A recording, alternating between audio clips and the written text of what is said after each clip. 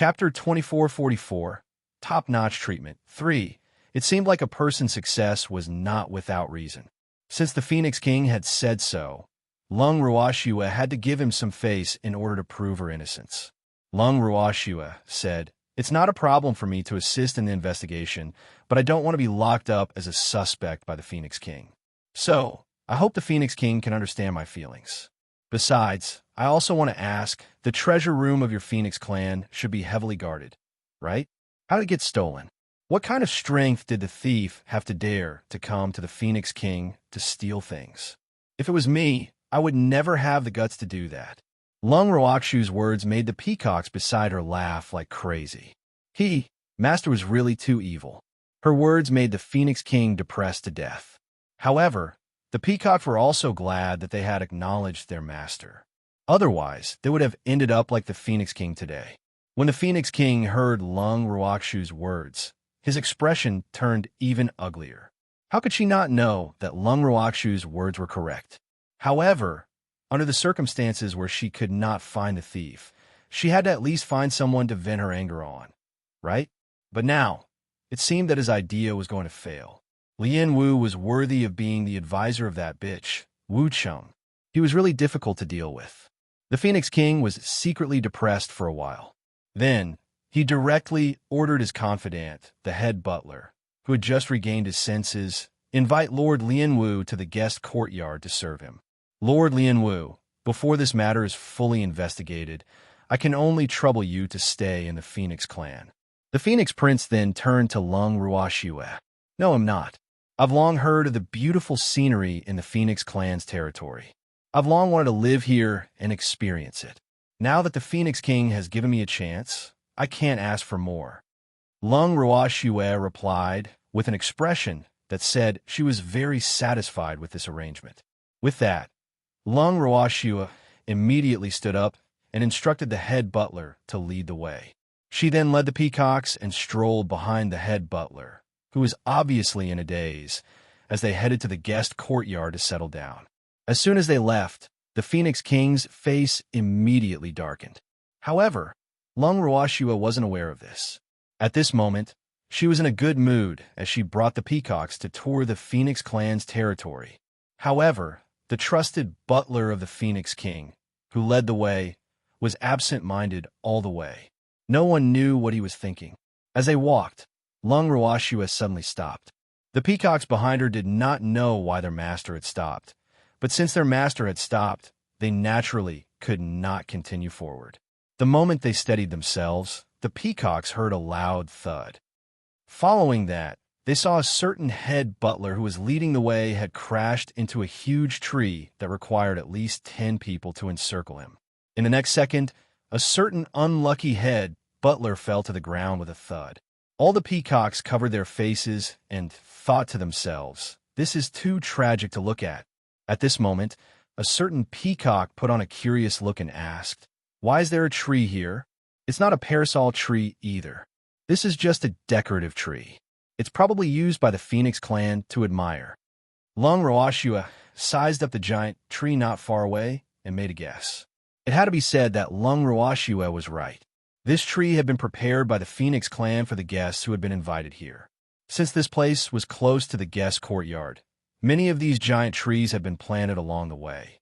As for the unlucky housekeeper, the Phoenix King's confidant, he had been so preoccupied with his thoughts that he had long forgotten about the road conditions here. That was why he had bumped into them. Seeing that a certain head butler had not been able to get up after falling to the ground, Lung Ruoxue could only lead the peacocks forward to express her concern. "Head butler, are you all right?" Lung Ruoxue saw that the Phone Prince's trusted butler's fingers were still moving. She knew that he was still conscious and had not completely lost consciousness. However, this person's injuries weren't light. There was already a red bump the size of a fist on his forehead. His slightly opened eyes were also rippling. Lung Ruoxue started to pity him. I'm fine." Upon hearing Lung Ruoxue's words, a certain butler, whose eyes were filled with stars, said with a trembling voice, "Ooh, it hurts." However, in front of Lord Lien Wu, he didn't want to show his weak side, so as not to embarrass the Phone clan. However, Lung Raoshua disagreed with him when she saw how he was holding it in. Head butler, if it hurts, then cry. We will not laugh at you. It was true. I promise. It's true, it's true. Boo-hoo. A certain butler wanted to say that he was not in pain, but he couldn't bring himself to say it. In the end, he couldn't help but cry out loud, feeling deeply wronged. When he was done crying, he received even more sympathetic gazes. The next second, his old face quickly turned red, and he really wanted to find a hole to hide in. He had lived for so many years. Why was he still so useless? If the Phoenix King knew about this, he would definitely punish him severely. When he thought of the Phoenix King, his heart trembled. Thanks, the Phoenix King was so terrifying. If he could, he really wanted to go on strike like those elders. Unfortunately, he didn't have the guts. Don't be afraid. We won't tell anyone about this. Lung Raoshua explained in an understanding manner as she saw through a certain butler's thoughts. Thank you, Lord Lianwu. The Phoenix King's confidant, the head butler, said gratefully. After resting for a while, the head butler got up from the ground and said, Lord Lianwu, the guest courtyard is up ahead. They'll take you there first. All right, he said. Lung Raoshua nodded in agreement. When they arrived at the guest house, the head butler, King Feng's trusted aide, made all the necessary arrangements and immediately went back to his room to recuperate. As Lung Raoshua received the gratitude of the head butler, their treatment in the guest house rose sharply. After Lung Raoshua and the rest stayed in the guest courtyard for a few days, they were rather satisfied with the service here. With good food and drinks at their service, they would be fools if they did not enjoy it. They were living happily, but the Phoenix King had been so depressed for the past few days that he vomited blood and almost hit the wall. Originally, she had wanted to use the theft of the Phoenix clan as an excuse to call back the elders who were in seclusion and those who had left home to discuss the matter. However, who knew that the elders who were in seclusion were so thoroughly closed off that she could not contact them at all. She did not dare to use forceful means to force them out of seclusion. Otherwise, if she caused those elders to be seriously injured, she would really be despised as the Phoenix King. Therefore, she had to temporarily put aside the idea of waking these elders who were in closed-door cultivation. What made her angrier was that the elders who were in closed-door cultivation did not reply to her at all after they received the news that she had sent out. This time, the Phoenix King was completely furious. Never in her dreams would she have thought that those elders would actually dare to disobey her orders. Were they really that unconcerned about the affairs of the Feng clan? How could the elders not react to such a big theft? The Phoenix King was enraged, and the consequences were severe. What she didn't know was that most of the elders who had left home had received the news, but no one believed her. This was because all the elders knew that they couldn't even break the defense in the treasure vault, let alone outsiders. Moreover, who would dare to steal from the Feng clan? It wasn't like he was tired of living. With this thought in mind, the elders who received the news all took it as an excuse for the Phoenix King to summon them back, so they naturally ignored it. If they didn't want to come back, the Phoenix King would have no way to vent her anger. Thus, the hot-headed Phoenix King immediately thought of Lianwu and the others who were locked up in the guest house. The Phoenix King didn't even think and went straight to the guest courtyard. When they arrived at the entrance of the guest courtyard, the Phoenix King saw the tight security and felt particularly satisfied. She couldn't help but think to herself, Damn you, Lianwu. Although I didn't manage to lock you up in the prison, you won't be able to escape from here even if you have wings. After thinking about this, the Phoenix King stepped into the guest courtyard. At this moment, Lung Raoshua was lying comfortably on a deck chair in the guest courtyard's garden, basking in the sun.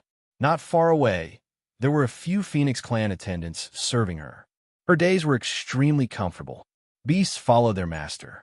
When they saw their master enjoying the service of the Phoenix clan, they naturally followed their master's footsteps and found a place to lie down in the garden.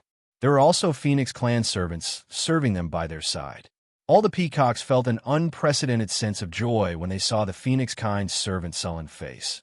But he had no choice but to do this and that as per their requests. It was really too satisfying. The life of ordering these phoenixes around was so satisfying. When the Phoenix King walked into the courtyard and saw the scene in front of him, he was so angry that his lungs exploded. Fuck! What was going on? Why did Lien Wu and the others she locked up in the guest courtyard enjoy such good treatment? The Phoenix King was furious. Then she shouted, "Damn it! What are you guys doing?" Hearing the Phoenix King's angry roar, Lung Ruoxu's eyelids twitched slightly. She said indifferently, "Phoenix King, you've come see us? What for?" She was here to cause trouble. The Phoenix King cursed in her heart.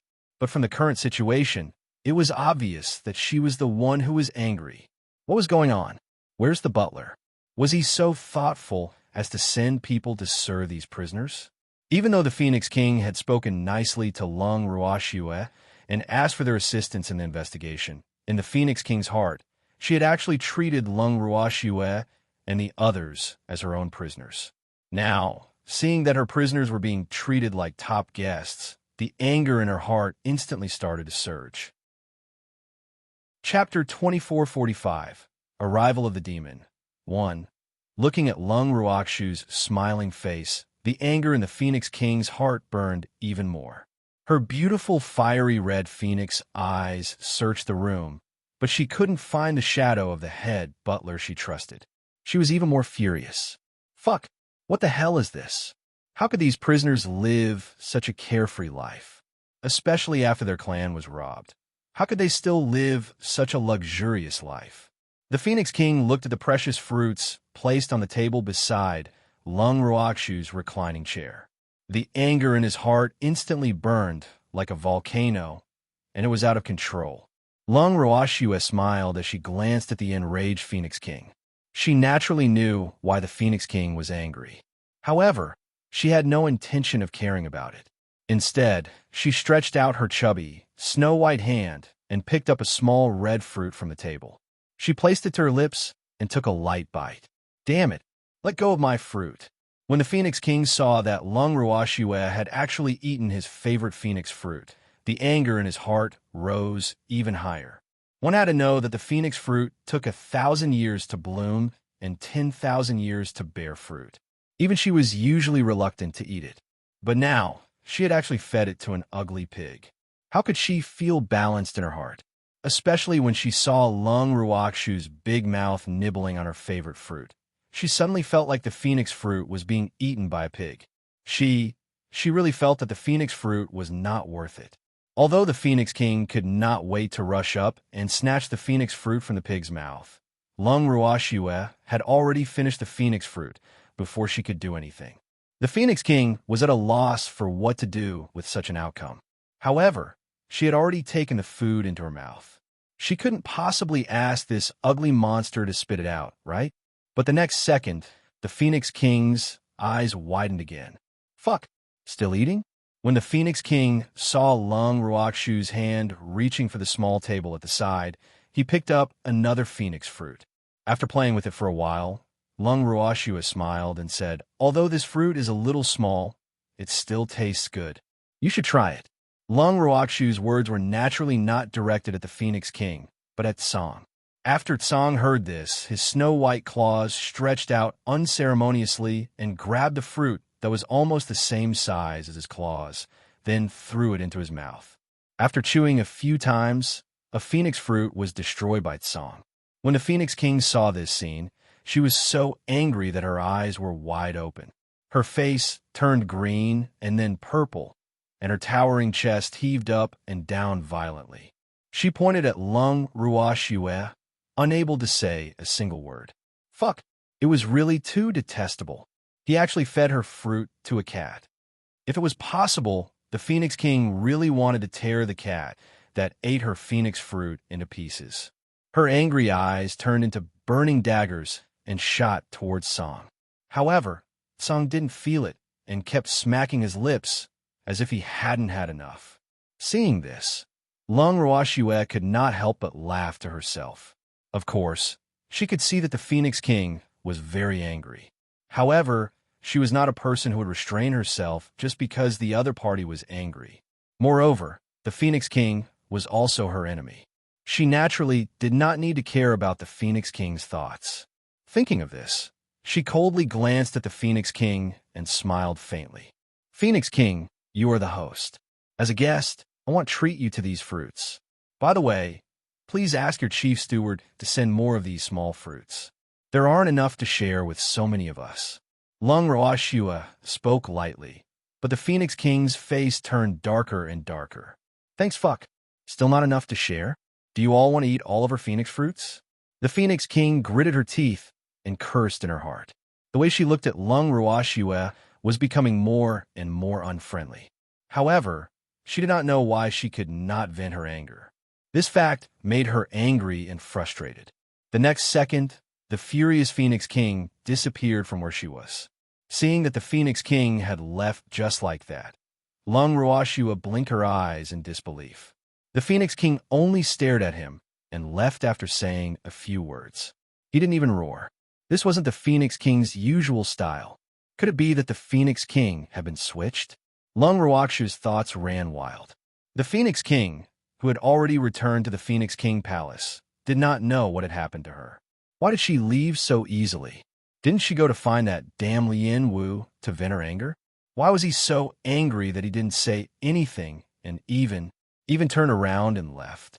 Not to mention Lung Roashua, even the Phoenix Prince didn't know how this could have happened. Could it be because of that bitch Wu Cheng? Suddenly, the Phoenix King had a flash of inspiration. When she thought of this possibility, the anger in her heart grew even more. And this feeling of having a fire but nowhere to vent, it was really not good. Someone, bring the head butler here. The furious Phoenix King suddenly ordered after a few minutes of silence. The guard outside the door responded and immediately went to pass the message. Not long after, the Phone King's confidant, the head butler, rushed to the Phone King Palace, panting heavily. Your Majesty, why are you looking for this subordinate? The head butler, Prince Feng's trusted aide, asked directly. Let me ask you, who asked you to give Lien Wu such good treatment? She's not an honored guest of our Phoenix kind, but a prisoner. The Phoenix King gritted her teeth in hatred. When the Phoenix King's confidant, the head butler, heard this, he was dumbfounded. After a long while, he said weakly, Your Majesty, didn't you say to serve them well? Bullshit. Why would I let you do that? When the Phoenix King heard this, he thought, damn it, how dare he refute her? He really didn't want to live anymore. King, you really said it. The head butler, the Phoenix King's confidant, felt wronged. Boo-hoo. Didn't humans always say that the Emperor would never joke? How could she go back on her words? This was really too much. You're going to do as I say? You idiot. Can't you tell that I'm being sarcastic? The Phoenix King looked at his trusted butler with a face full of disappointment and roared. The Phoenix King's words petrified his trusted butler. This was ironic. Only humans would be like this, right? How could Beastie be so sneaky to know that its king was being sarcastic? The chief butler felt even more grieved. But this time, he was smart and didn't say a word. Seeing that the head butler had nothing to say, the Phoenix King nodded in satisfaction and ordered, Be smart. Do you understand what I mean now? Lien Wu and the others are prisoners of our Phoenix clan. There's no need to give them such good treatment. Yes. Does your Majesty have any other instructions? The housekeeper, the confidant of the Phoenix King, appeared to be very obedient, but in fact, he was quite dissatisfied in his heart. Although he was the confidant of the Phoenix King, he was not the only confidant of the Phoenix King. The others had long gone on strike, and he was the only one who did not have the courage to support himself. But now, after listening to the words of the Phoenix King, he deeply agreed. He was wholeheartedly working for the Phoenix King, but he was afraid that he would not have a good end. Chapter 2446, Arrival of the Demon 2. It was because the Phoenix King was too fickle in her emotions. Moreover, she liked to vent her anger on others. Who knew when she would be cannon fodder? It had to be said that although the head butler was a little timid, she was still a sensible person. Previously, when the Phoenix King was at her peak of anger, she did think of teaching him a lesson. But on second thought, now that the elders had gone on strike, there were not many people around her that could be used. If she got rid of the head butler who had always been loyal to her, because of a moment of anger, she was afraid that she would have no one left to use. With this in mind, the Phoenix King temporarily spared this trusted aide. However, this debt had been recorded in the heart of the Phoenix King, and it was uncertain when he would settle it. Fortunately, the head butler was not stupid and had already seen through it. After the head butler, the Phoenix King's trusted aide, left the Phoenix King Palace, he went straight to the guest courtyard where Lung Ruoxue and the others were staying. When they arrived at the guest courtyard, he carefully recounted what had happened in the Phoenix Palace to Lung Ruoxue. Then, he said with an apologetic expression, "Lord Lianwu, I can only help you this much. In the future, you should be more careful. The king will not let you off easily." Lung Ruoxue laughed to herself as she looked at the trusted butler of the Phoenix King who was trying to curry favor with her. How much of a failure was the Phoenix King? All of them had actually abandoned her? However, even though she was thinking this in her heart, she didn't show it on her face. Instead, she asked with a concerned expression, "Head butler, what are you doing?" "I'm planning to leave the Phoenix kind and travel the world like the other elders." The head butler, the Phoenix King's trusted aide, said calmly. Although he had already thought of this, if it wasn't for the Phoenix King's provocation, he would not have thought of leaving the clan now. He really couldn't stay in the Phoenix clan any longer.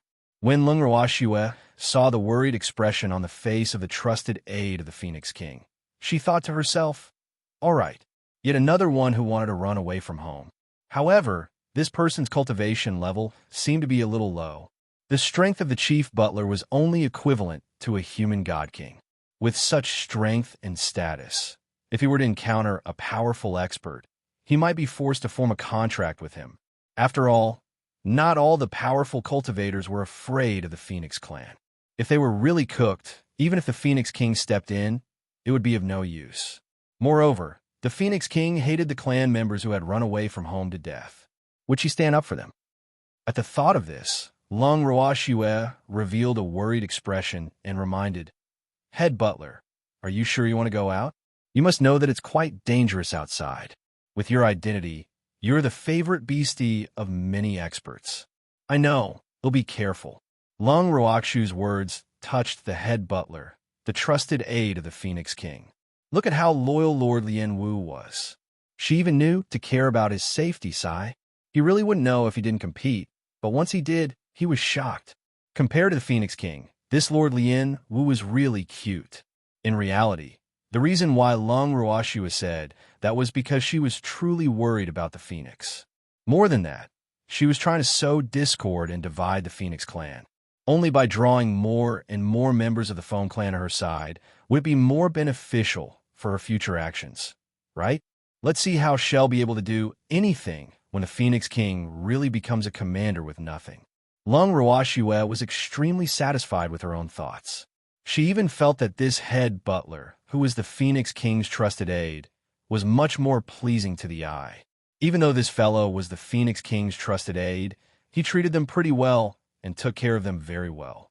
Hence, Lung Ruoxue naturally would not vent her anger towards the Phoenix King on him.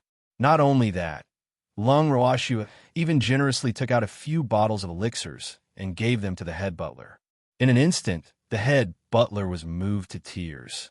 "Lord Lianwu, thank you so much." The Phoenix King's confidant, the head butler, sobbed with gratitude. He really didn't expect this. The pill that King had tried so hard to obtain was actually so easily obtained by him. It seemed that this Lord Lianwu was not as greedy and lecherous as King had said.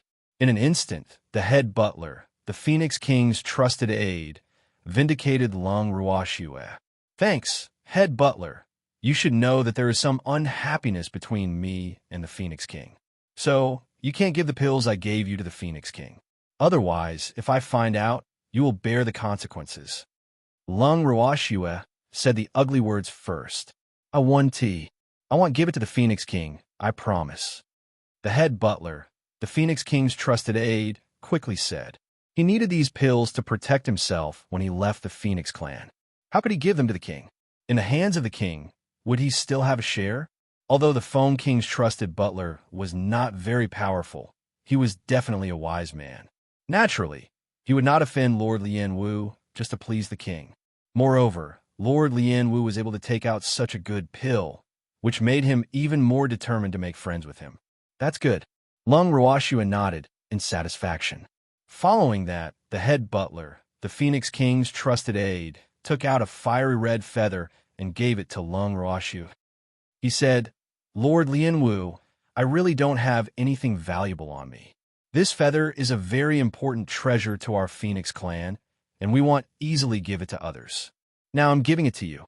If there's anything that can help Lord Lian Wu in the future, Lord Lian Wu can just tell me." "All right, then I'll accept it," Lung Ruoxua replied without any hesitation. From her perspective, this feather should be a token of this head butler's promise, so she didn't take it to heart and kept it in her bracelet. Prince Feng's confidant, the head butler, took his leave. After he left, Song chuckled. Lung Ruoxua saw Song's silly smile and didn't understand why.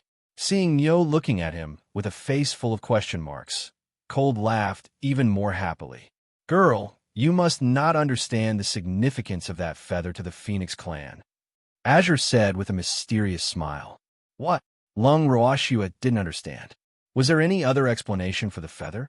"With that feather, I can summon the Phoenix for help at any time. This is also a kind of promise from the Phoenix clan.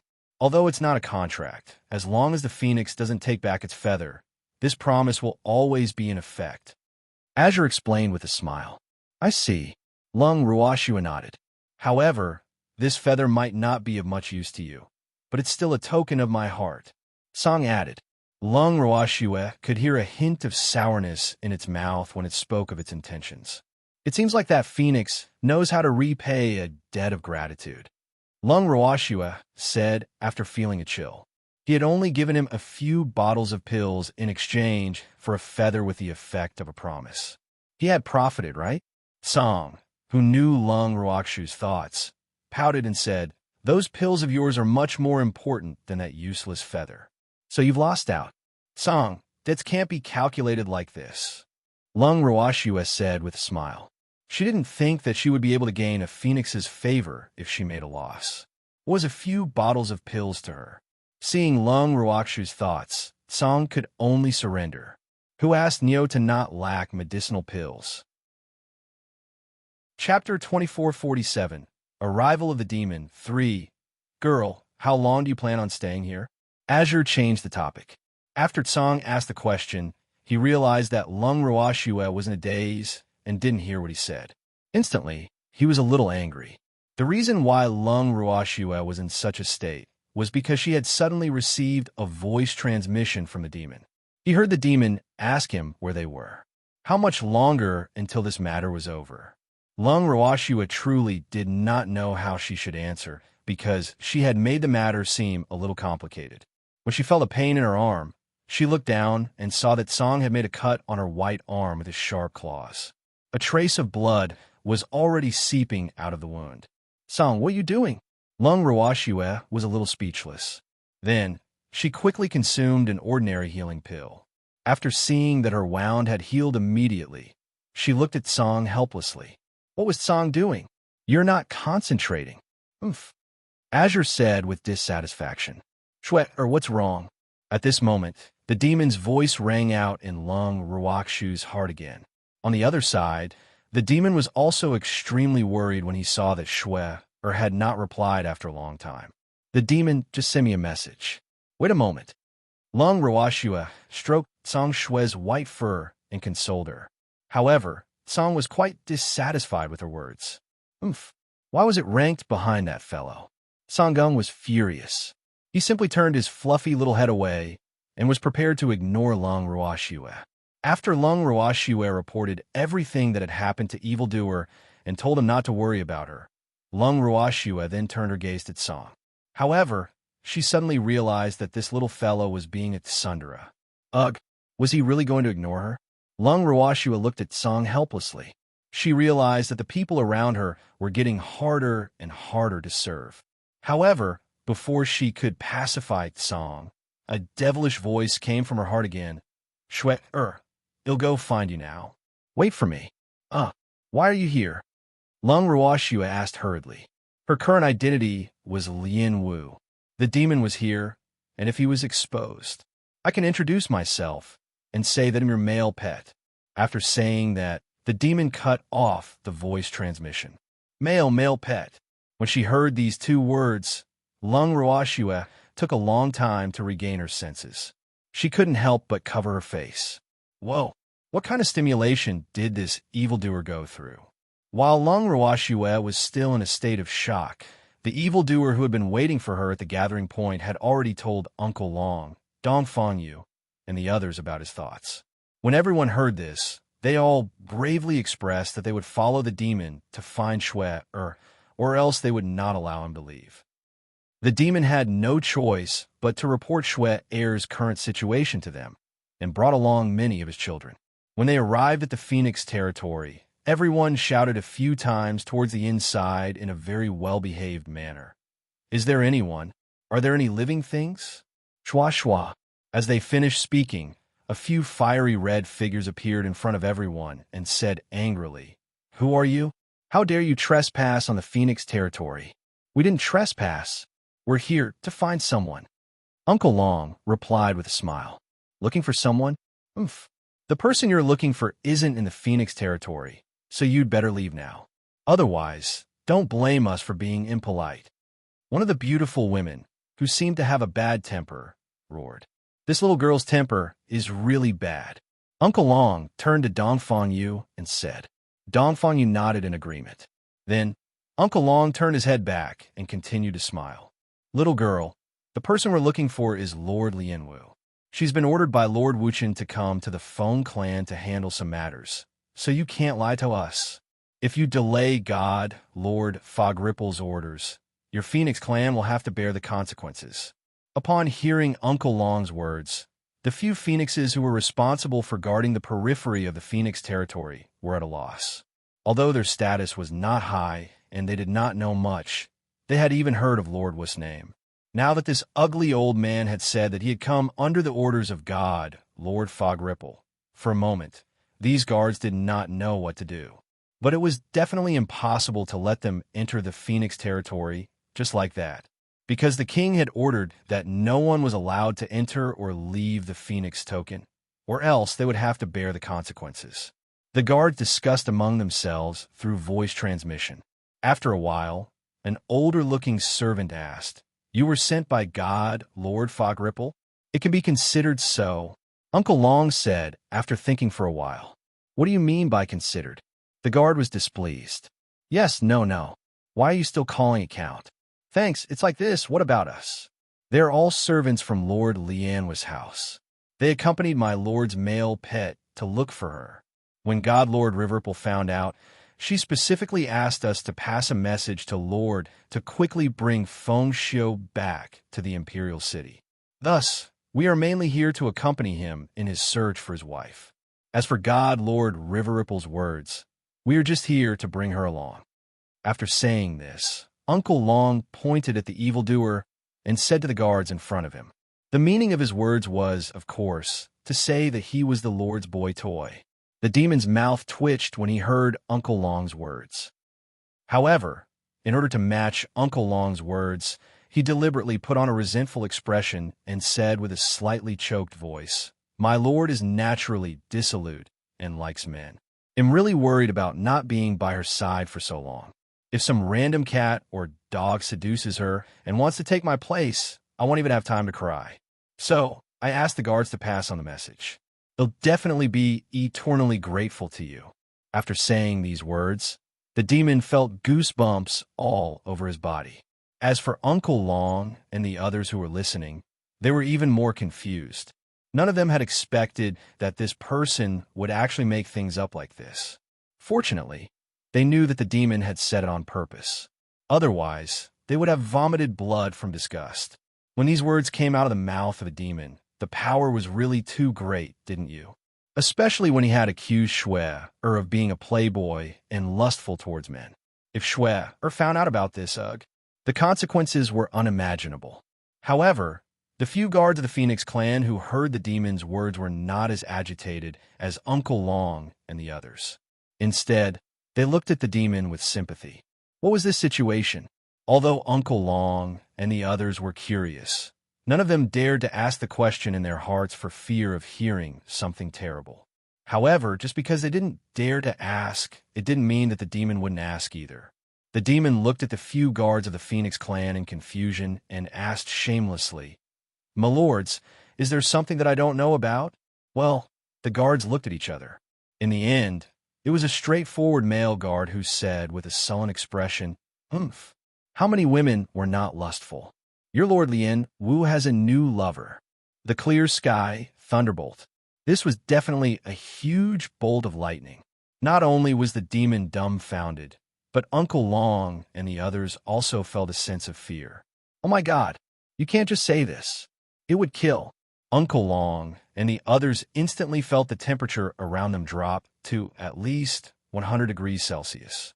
They shivered and looked at the demon in unison, consoling him through voice transmission. "This must be a misunderstanding. Shui can't possibly have a new lover. Don't worry." Although they were comforted like this, Uncle Long and the others were still worried about this time bomb that could explode at any time. This guy was too dangerous. If there was a slight mistake, they might lose their lives. The Dark Lord, the legendary brutal and bloodthirsty mistress of the Dark World, was synonymous with slaughter.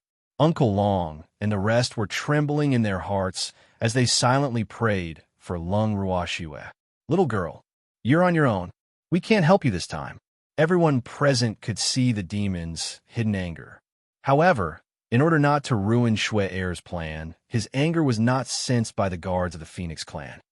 However, it could not be hidden from them, who knew the demon well. At this time, the evildoer, who was full of anger and had no way to vent it, flickered his eyes and tears welled up in his eyes. When the guards saw this, they knew that this man was not feeling good and did not know what to say. Following that, the guards heard the demon's slightly choked voice ask, "What's going on? Can the guards tell me more details?" "No problem, I'll tell you," one of the guards said with a sense of justice. Then, he told the demon everything he knew and heard. As the demon listened, although his expression did not change, the anger in his heart had long turned into a monstrous flame. "Humph, the Peacock King, right?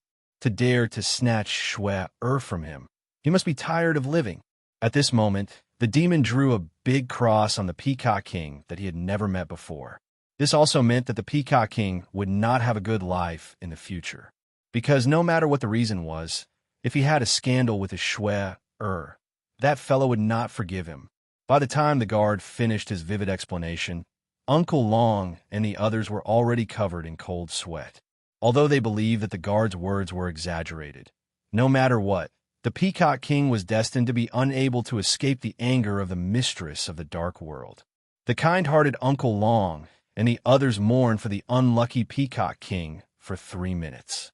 They were no longer bothered by this and asked excitedly, "Lord Guards, thank you for telling us the truth. Can I trouble you to help us report to the Phoenix King that we want to see Lord Lianwu? We want to mistreat you." After saying that, Uncle Long gave each of the guards a bottle of pills. Chapter 2448. You've recovered from your injuries. 1. The guards took the pills and immediately put them away without even looking at them. They had long heard that the effects of Lord Lien Wu's pills were surprisingly good. Since the other party was Lord Lien Wu's subordinate, the pills he gave should not be too bad. With this thought, the faces of the guards present became much more amiable. Even the female guard who spoke first had a smile on her face, not as cold as she was before. When Uncle Long and the others saw this, they thought to themselves, the charm of medicinal pills to beasts is greater. Look at these guys, their attitude had immediately changed 180 degrees. Then, they heard one of the guards say, "Wait a moment, I'll go report to the king." "All right," he said. Uncle Long and the others nodded gratefully, but the demons still put on a sad look, which made the other guards feel bad. AI, taking people's money and eliminating disasters for them. With this thought in mind, the guards took turns to comfort the evildoer. However, they also knew in their hearts that this person in front of them looked a little apologetic. It was no wonder that Lord Wu would take a fancy to that demonic Peacock King. She was a powerful woman from the divine realm. A few of them were not lustful. Like their king, Didn't he also have women on his left and right? The guards consoled the evildoer and told him to get over it. They even said that it wasn't a big deal for a woman of status to have a few men. The evildoer, who was already furious, became even angrier. Uncle Long and the others continued to break out in cold sweat. Were these phoenixes trying to comfort him? Uncle Long and the others were very uncertain because they could clearly feel that the temperature around them had dropped quite a bit. At this moment, the guards of the Phone clan finally realized that something was amiss. One of them asked in confusion, "Why did the weather suddenly change?" After he finished speaking, he even shivered. Uncle Long looked at the guard sympathetically, but didn't say anything. He only thought to himself, "This isn't a change of weather. This is someone's anger." At the same time, the Phoenix King, who was pacing back and forth in the Phoenix King Palace like an ant in a hot pot, heard the guard's announcement that Lord Lien Wu's male pet had come to the door. She was stunned at first, then suddenly realized that it was Lien Wu. That bitch's man? Ha ha ha. Ha ha ha. Ha. The heavens are really helping me. After hearing this news, the Phoenix King laughed wildly and muttered to himself. After a long while, when the Phoenix King was done laughing, she asked, "What does Lien Wu look like?" "I am still all right," the guard who had come to report quickly said. To be honest, he was a little frightened by the laughter of the Phoenix King and did not understand why the Phoenix King laughed so horrifyingly. "Oh, let them in," the Phoenix King said after thinking for a while. "Humph, the man of the fog?" She wanted to see how good Lien Wu's taste was in men. In fact, she wanted to see the man in the mist for another reason, and that was to steal someone's girlfriend. Who asked that damned woman to steal the Peacock King and Feng Xiu, who she had taken a fancy to? To her, this was a great humiliation. The guard received the order and immediately turned to leave. Not long after, the demon and the rest were led to the Phoenix King Palace by the guards. Thanks to Phoenix King's beautiful phoenix eyes sized up the men who were brought into the hall. The more she looked, the more her head hurt. These men were too unsightly to be seen by others, right? She had lived for so long, but she had never seen such an ugly man who was comparable to Lien Wu. "Which one of you is Lord Lien Wu's boy toy?" After frowning, the Phoenix King held back her disgust and asked. Seeing these men, her little bit of revenge was forcibly suppressed. These guys, just looking at them, made her want to vomit. Did they really want her to seduce them? He might as well kill her. "I am." The demon whispered like a mosquito and lowered his head, making a shy and timid look that did not dare to raise his head. This was more in line with her identity as a male pet. "Raise your head," the Phoenix King asked, unwilling to give up. Only then did she remember that she had seen the others' faces clearly, except for this person S. What if he was a beautiful man? "I don't dare. It would be my fault if I scared the Phoenix King." The demon continued to speak in a low voice. Fortunately, the Phoenix King's hearing was good. Otherwise, he would not have been able to hear what he was saying. However, the Phoenix King wasn't one to be scared. The more the demon said this, the more she wanted to know. "I'm not that timid. I told you to look up, so look up. Why are you talking so much nonsense?" The Phoenix King pretended to be angry, but in reality, he was extremely curious. When the demon heard this, he thought to himself, "You asked for this." He knew that the Phoenix King was a lecherous person, so how could he not be prepared? Then, the evildoer raised his head and looked at the Phoenix King shyly. Blarg, the Phoenix King only took one look and almost vomited out all the acid in his stomach. Fuck! Was this even human?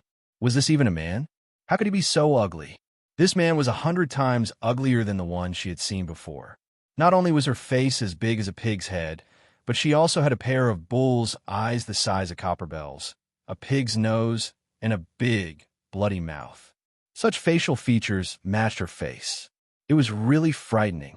No matter how strong the Phoenix King's heart was, he was still scared half to death. However, the Phoenix King was the Phoenix King. No one could guess the thoughts of the Phoenix King.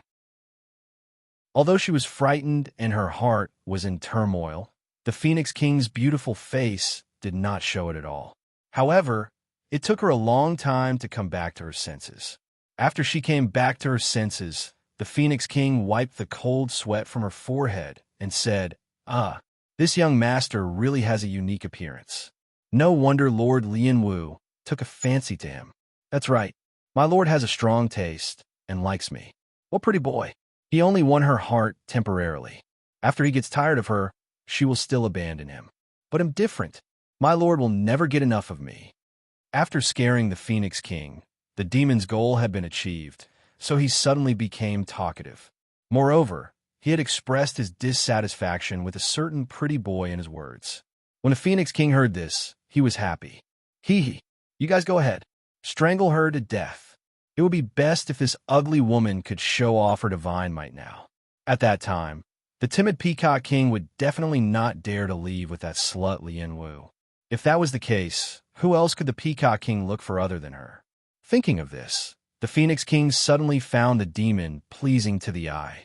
Even that ugly face was not so scary anymore. After thinking for a while, the Phoenix King complimented, "You're right. You'll get sick of beautiful faces sooner or later. So, a man can't rely on a beautiful face to keep a woman tied down. I support you. The Peacock King is no match for you. Thank you for your support, Phoenix King." The demon was happy and grinned. Instantly, he almost made the Phoenix King vomit again. "May I know how to address you?" After a long while, the Phoenix King finally recovered and continued to ask. "My surname is AI. You can call me Lianwu." The demon blurted out without even thinking. Chapter 2449. You've recovered from your injuries, too. When Uncle Long and the others heard the name that the evildoer had made up, they had goosebumps all over their bodies. Do you have to be so mushy? And even had the surname of AI and the name of Lianwu? This name was really... Originally, the conversation between the demon and the Phoenix King was already unbearable enough for them. Now, he gave himself such a name. Wasn't he deliberately trying to make them vomit out their breakfast and lunch? Can we not do this? Uncle Long and the others were wailing in their hearts. When the Phoenix King heard this name, he was also petrified for a long time. After coming back to her senses, the Phoenix King was a little angry. "You're also called Lianwu, or do you love Lianwu? Are you afraid that others don't know that you love that ugly monster?" However, this name was quite unique. He believed that the Peacock King would not feel good when he heard it. When the Phoenix King thought of this, his mood suddenly became better. "That Lianwu, young master, you have to know that I'm completely on your side. So, you can do whatever you want. I don't dare to say in other places, but in the Phoenix territory, I have the final say." The Phoenix King was not happy to call young Master Lianwu by his name again. However, she still fully expressed her position. Then, the Phoenix King was afraid that the ugly man in front of him didn't understand his hint. So he explained more clearly, "Actually, the Peacock King that Lord Lianwu has taken a fancy to should have been my man, but that vain man has taken a fancy to Lord Lianwu's status. So, I'm saying so. If Lord Lianwu no longer likes the Peacock King, can young Master Lianwu return the Peacock King to me? No problem. I can make the decision for such a small matter." When the demon heard this, he quickly agreed. Anyway, he would not suffer a loss if he agreed. He could also win the favor of the Phoenix King and save the Phoenix King from secretly hindering them. The Phoenix King knew how much this ugly man hated the Peacock King when he saw him agree so readily. While she was secretly happy, she quickly ordered the guards, "Take young Master Lianwu and the others to see Lord Lianwu." "You bastard, why did this name sound so awkward?" Even Lord Wu and young Master Wu couldn't escape the word that she hated the most. The Phoenix King secretly hated it. The guard accepted the order and quickly left the Phoenix Palace with the demon and the others. On the way, the guard who led the way finally couldn't help but ask, "Young Master Lianwu, what happened to your face?" When they met at the Phoenix Territory's gate, it was clearly not like this. Back then, young Master Lianwu was indeed a little ugly, but he was definitely not as ugly as he was now. "AI, it was a long story. Why get angry? My face will change shape." The demon sighed and said, "I see." The guard glanced at the evildoer sympathetically, but did not say anything. When they arrived at the entrance of Lung Ruoxu's guest house, they informed the guards at the door the identities of evildoer and the rest. The guard who led the way then turned around and left. When the guards at the door heard that they were Lord Wu's male companions, they invited them in without thinking. The demon and the rest walked into the courtyard and saw Lung Ruoxue lying on a deck chair in the garden. The demon didn't even think about it and ran over with jealousy burning in his heart. Then he pulled Lung Ruoxue, who had her eyes tightly shut, into his arms. The snow-white fur ball on Lung Ruoxue's body was immediately pushed to the ground in disgust. He then glared at the two beautiful men from the Phoenix clan who were serving her. The two beautiful men of the Phoenix clan felt extremely aggrieved when they were glared at by those sinister and cold eyes. Wu, they had clearly not done anything. Why did he have to receive such treatment? At this moment, Lung Ruoxue opened her beautiful eyes. When she saw the man who was hugging her, Lung Ruoxue was stunned for a long time. This ugly man was a demon? How many disguise pills did he take? Lung Ruoxue shuddered, but a faint smile appeared on her face. She said gently, "You're here. They're here," the evildoer said unhappily. Then he snorted coldly and deliberately avoided looking at Lung Ruoxue. However, the arm that was holding her was still as tight as a rock. "Thanks, Ugg." Was he angry? Lung Ruoxue felt a little guilty. At this moment, she was still unaware that someone had already told the demon about her relationship with the Peacock King. She was afraid that the demon would be jealous, so she did not say a word. "Elves, if you want to come, then come. Why'd you throw me on the ground?" A dissatisfied voice rang out. Lung Ruoxue didn't need a guess to know that it was Tsang's voice. "Humph, you're really too useless. You actually let someone else take advantage of this." Evildoer was filled with dissatisfaction towards Tsang Yi. This guy, wasn't he quite capable when he was competing for his favor? Why did he let Shui or have a Peacock King by her side? The more the demon thought about it, the angrier he became, and his gaze towards Azure became sinister and unkind. However, Azure didn't seem to mind and grinned. "You can't wrong me. I've always done my job." "Is that so?" The demon narrowed his eyes, and his voice was as cold as ice. When Lung Ruoxue saw the situation and heard the demon's words, she understood everything. She wanted to explain, but when she saw the evil man's unfriendly expression, she felt more and more guilty.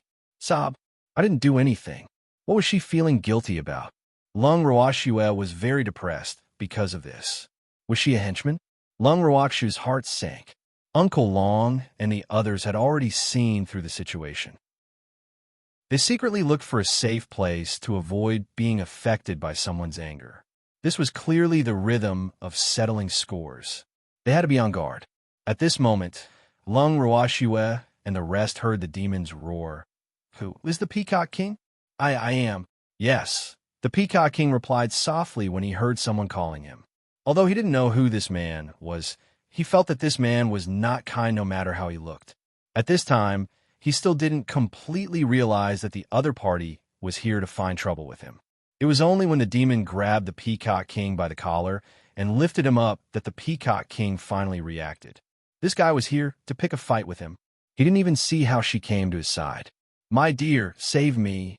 The Peacock King could clearly sense a certain man's anger. His heart trembled as he sought help from Lung Ruoxue.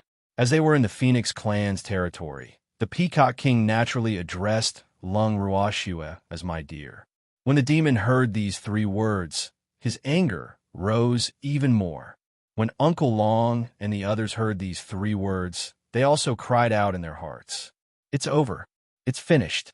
This time he was really finished. Lung Ruoxue could not help but cover her face. This idiot, didn't he feel any danger? He actually called her darling. Great. Now she couldn't help even if she wanted to. Lung Ruoxue gave the Peacock King a good luck look and acted like an ostrich. Seeing this, Peacock King's face was covered in tears. "Wu, no way. Master doesn't care about me?" The Peacock King was heartbroken. Was it being abandoned? There's no need to look at her. She can't even save herself. Seeing the man in his hands looking at Shui, the demon laughed coldly. Chapter 2450. You've recovered from your injuries? 3. The Peacock King was dumbfounded. Even his master couldn't protect himself? Was this man so powerful? This time, he was even more afraid. However, the demon didn't scare the Peacock King for too long. His fist landed on the Peacock King's beautiful little face. In an instant, the Peacock King let out an ah sound as half of his face swelled up. How tragic! Uncle Long and the others also covered their faces. Following that, one punch after another landed on the Peacock King's face and body. His incomparably beautiful face was the one that received the most greetings. The Peacock King was beaten until he cried out in pain, but he could only be like a little chick, unable to fight back at all. The man was holding him too tightly, and he couldn't break free at all. He could only let the steel-like fist hit his body.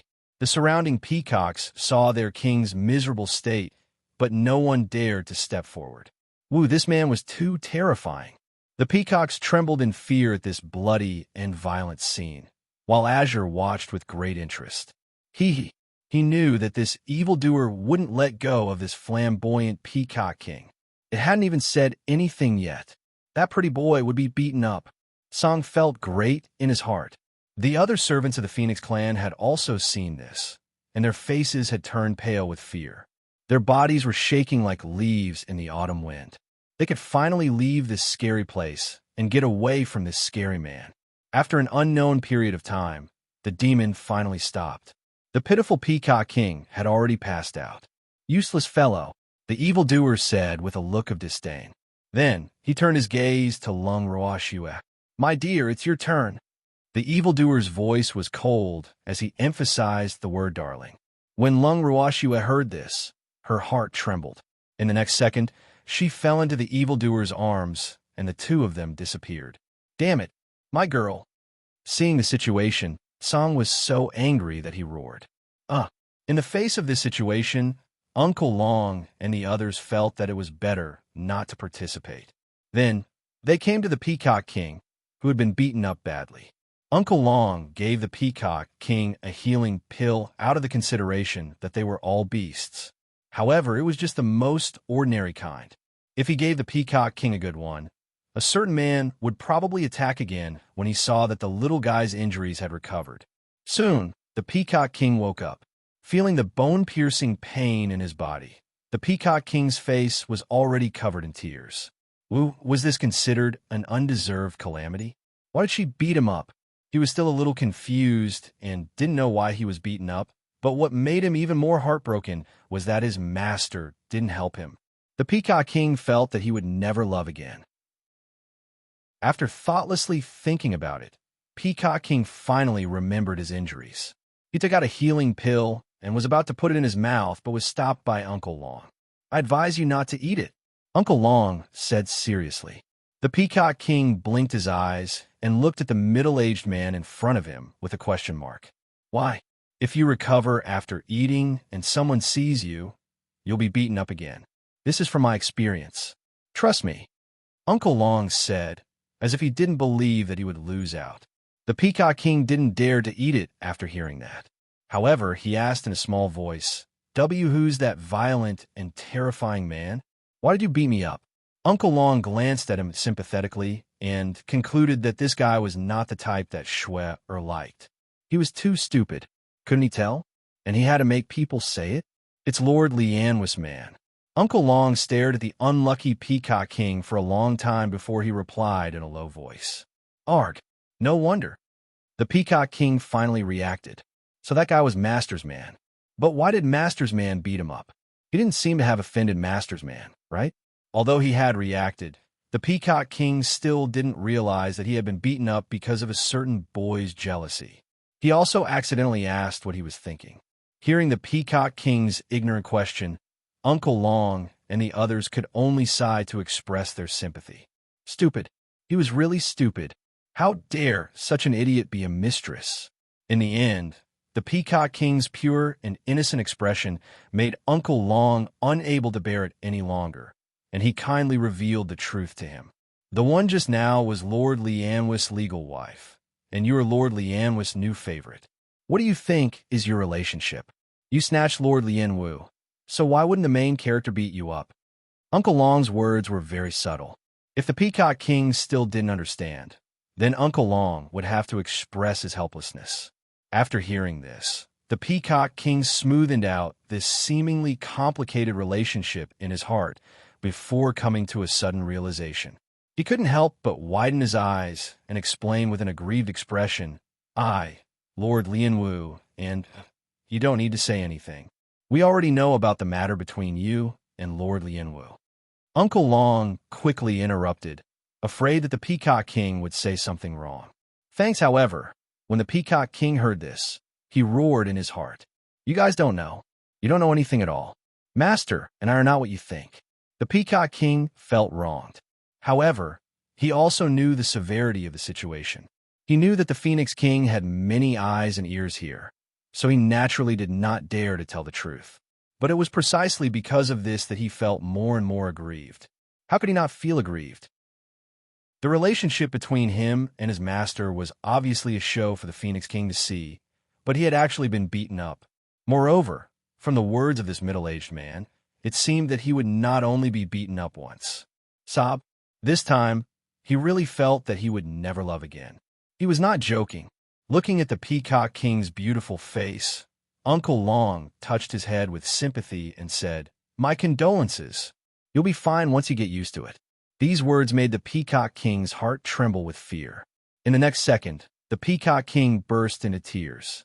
Beating habit? Who would get used to being beaten up? The more the Peacock King thought about it, the sadder he became. When he cried, it was even more earth-shattering, and everything that happened in the guest courtyard was reported to the Phoenix King by the spies. When the Phoenix King heard the news, he was in a great mood. Although the Peacock King's beating made the amorous Phoenix King's heart ache a little, she felt that when the Peacock King saw the ugly man's violent actions a few more times and couldn't stand being beaten up, would he still be afraid that the timid Peacock King would not throw himself into her arms? Thinking of this possibility, the Phoenix King laughed madly again, and his laughter spread far and wide. 3 days had passed. Lung Ruoxue and the demon were nowhere to be seen. Although the Peacock King was curious about where they were, he didn't dare to ask. He didn't want to be violently treated by the little kitten. For the past 3 days, although they were no longer threatened by the violent man, the pressure that the snow-white kitten gave them was not small either. Because the kitten seemed to have reached menopause, with a gloomy face all day long and a frosty air exuding from its body. This also made it so that no one dared to stay around Blue for more than a minute. Uncle Long and the others kept their distance from it to avoid its anger. Song listlessly laid on the deck chair. Suddenly, his small white ears moved, and he suddenly raised his head. The next second, he quickly teleported away. Seeing Song's reaction, Uncle Long and the others didn't even need to guess to know that it should be Shui and evildoer. AI, poor Shui. She must have made countless unfair conditions in the past 3 days. It had to be said that Uncle Long and the others were right. For the past 3 days, on the surface, the two of them had returned to their room in the guest courtyard. In reality, the two of them had been staying in the purple bamboo house inside the bangle. Other than explaining the cause and effect of her scandal with the Peacock King to the evildoer, Lung Ruoxue had also sacrificed her looks and made many unfair conditions before the evildoer was finally satisfied. Sob, whenever she thought of her experiences over the past 3 days, Lung Ruoxue would feel so depressed that she wanted to bang her head against the wall. It could be said that she had sacrificed a lot of her looks this time. In the past, the two of them would at most kiss on the lips and touch the places that could be touched. However, this time, other than not doing the last step, the two of them were much deeper than before. However, she didn't seem to be at a disadvantage. Her devilish figure was really not just good. Now, she could still remember the extremely smooth. No, I can't think about it anymore. Lung Ruoxue put away her perverted thoughts and put on an aggrieved and pitiful look as she followed the demon out of the room. Just as he took a step forward, a snow-white fur ball pounced into his arms. That fur ball first glared at the evildoer with hatred, then looked at Lung Ruoxue with tears in her eyes and asked, "Girl, did this guy bully you?" Song wanted this demon to deal with the Peacock King, but he didn't expect that this guy would also bully Nyo. Thus, it had been very worried about Nyo these few days. No, I didn't teach. Lung Ruoxue replied guiltily. Oh, those things shouldn't be considered bullying. You heard it. Why would I bully my own woman? The demon said with a smile. He was very satisfied with Xue Er's answer. Don't laugh, it's so ugly. After hearing this, Song saw the smile on the evildoer's face and said unhappily. He couldn't bear to see this guy being so smug. My woman doesn't even think I'm ugly. The demon reminded. Oomph, look at how beautiful you are. Song was filled with hatred. He didn't want to bother with the evildoer. Lung Ruoxue saw that the two of them were about to start an internal fight again, so she could only say, let's go out quickly. Uncle Long and the others are probably getting anxious from the wait. After she finished speaking, she directly carried Azure and pulled Evildoer as they headed towards the guest courtyard's garden. When they arrived at the garden, Uncle Long and the others sized Lung Ruoxue up at the same time, causing Lung Ruoxue's hair to stand on end. However, they didn't look at her for too long before they tactfully shifted their gazes away. However, when Lung Ruoxue saw their relieved expressions, she was still depressed. At this moment, the demon's gaze turned to the Peacock King and asked with a smile, Are your injuries all healed? Chapter 24:51. I can't afford it anymore. 1. Hearing this, the Peacock King trembled in fear and immediately hid behind Uncle Long to seek protection. His little face instantly turned as white as snow, and his legs trembled. Without realizing it, he had leaned his body on Uncle Long. Uncle Long didn't push the Peacock King away immediately when he saw the Peacock King sticking to him like an octopus. However, their current position was really not good. This useless Peacock King. Uncle Long cursed in his heart and couldn't help covering his face. However, he was quite sympathetic to this guy. He could have provoked anyone, but he had to provoke the terrifying demon. AI, the rhythm of seeking death. After sighing, Uncle Long revealed a helpless expression. He should have hit him when he was down, or should he send charcoal in the snow? However, Uncle Long didn't think for long before he heard the demon ask with a faint smile, Peacock King, I'm asking you a question. Are you going to refuse to answer? No. The Peacock King said in a low voice. His face was getting paler and paler. Whoa, could you not scare him like this? He knew that he was no match for this man. He could not afford to offend this guy. However, why did the other party want to bully him? He was a pitiful, vulnerable group of people, and his master did not help him. The Peacock King truly felt that he was a pitiful child that no one loved. Thinking of this, the Peacock King became worried again, and tears welled up in his eyes. Seeing the Peacock King's pitiful look, the demon remained calm and continued. Then tell me, have you recovered from your injuries? No, it's not done yet. The Peacock King said immediately. Not done? But why do I feel like your injuries have already recovered? The demon laughed evilly. I really didn't tea. He really didn't tea. Although my external injuries look fine, my internal injuries are serious. No, I am but a faint. The Peacock King stammered as he finished speaking. Then his eyes rolled back and his body went soft. He fell unconscious on Uncle Long's body. When Uncle Long saw this, he couldn't help but feel disgusted. He had been hesitating about whether to hit the Peacock King when he was down, but now he didn't need to. He directly threw the Peacock King to the ground and pretended to dust off his body. He acted like nothing had happened and went back to doing what he was supposed to. Oomph. He knew that this spineless fellow was not worthy of sympathy. Uncle Long was furious, and the consequences would be severe. Not only was Uncle Long infuriated, even Lung Ruoxue felt helpless when she saw the Peacock King pretending to be unconscious. She never thought that the Peacock King would do such an embarrassing thing, even though it was said that he did it to avoid getting beaten up. However, such a way of doing things was really too spineless.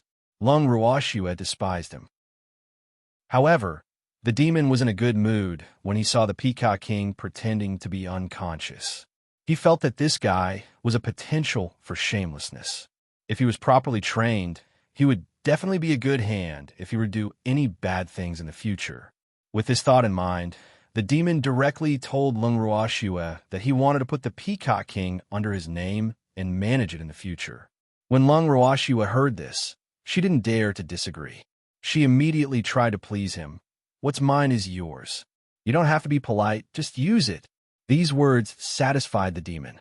The Peacock King, who was already pretending to faint, actually fainted when he heard this terrifying conversation. Thanks before fainting, the Peacock King was still thinking that he would not have good days in the future. When the Peacock King woke up, he found himself locked in a pitch-black room. He couldn't even see his fingers in the room. Not even a ray of sunlight could enter. The Peacock King crawled up in fear and slowly fumbled around the room. Is anyone there? Is anyone there? Peacock King asked in a low voice with a sad face. However, no one responded to him. At this moment, a gust of wind blew into the room. The Peacock King immediately felt the cold wind, and his legs trembled in fear. Whoa, where exactly is this place? Why wasn't there a single person? Master, Master, help me. Peacock King sent a message to his master asking for help. Little Peacock, I'm sorry. I can't help you. The demon wants to train you well, so you should obediently accept his training, replied Lung Ruoshua. After she finished speaking, she immediately cut off the connection between the two of them. When she turned around, she saw the evildoer looking at her. Lung Ruoshua replied honestly, the Peacock King is asking for help. I know, the demon said with a smile. That fellow had been locked up by him. What could he hide from him? Furthermore, he had already guessed that the timid fellow would ask Shue-er for help. In fact, if the Peacock King did not ask Shue-er for help, he would have felt that something was wrong. How long do you plan to keep him here? Lung Ruoshua was a little speechless. The demon had imprisoned the Peacock King under the pretext of training his courage. However, no matter how Lung Ruoshua looked at it, she felt that this fellow was taking this opportunity to take revenge. They'll let him out when he's not so timid. The demon promised. He then changed the topic and asked, My dear, when are we leaving the phone clan? The moment she heard the word darling, Lung Ruoshua felt goosebumps all over her body. Sob, is he trying to remind me that I've done something wrong? That was clearly an act. However, she knew that the evildoer was very possessive, so she naturally did not dare to have any opinions. Instead, she looked at him fawningly and said softly, When the Phoenix King is willing to let us go, we will leave. I see. Then I'll go find her now and ask her to let us go. After the demon finished speaking, he really stood up and walked out of the door. Lung Ruoshua wanted to follow him when she saw him, but after thinking about it, she felt that it was better for her to stay in the guest courtyard and wait for news. Otherwise, if the Phoenix King saw her, he might get angry again. Even though Lung Ruoshua did not want to join in the fun, the people in the courtyard were not easy to deal with.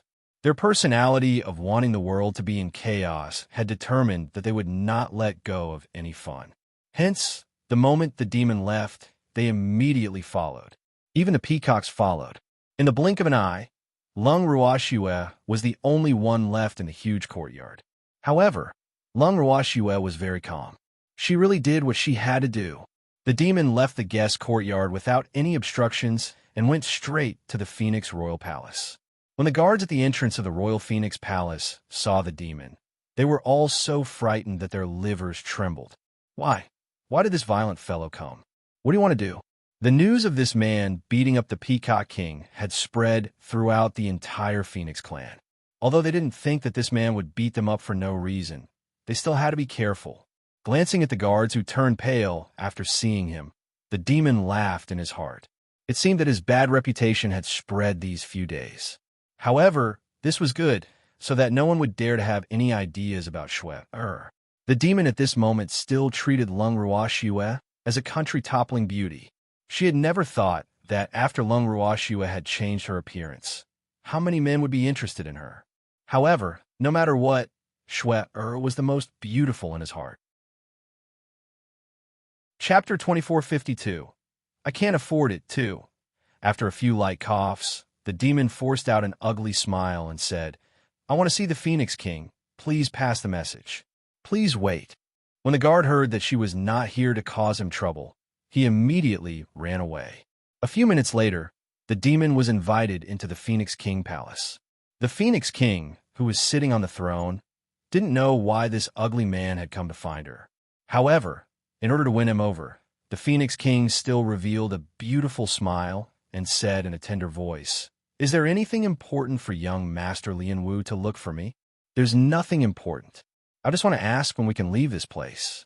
God Lord Rhyme is still waiting to marry Feng Xiao.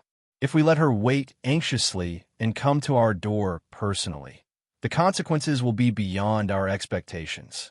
Besides, there are so many of us, and the amount of food we eat every day is not small.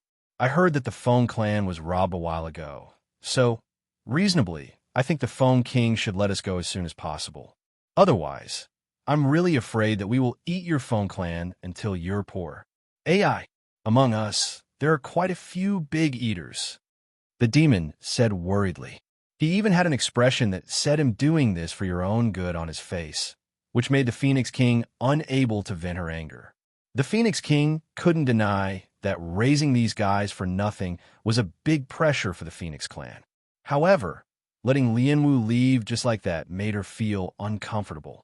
After thinking for a while, the Phoenix King sighed and said, "AI, I also want to investigate the theft case as soon as possible so that I can let you leave, but I don't have any clues at the moment. Moreover, I also need Lord Lian Wu to assist us in the investigation, so I'm afraid you'll have to stay in the Feng clan for a few more days." "How long do we have to stay?" the demon asked.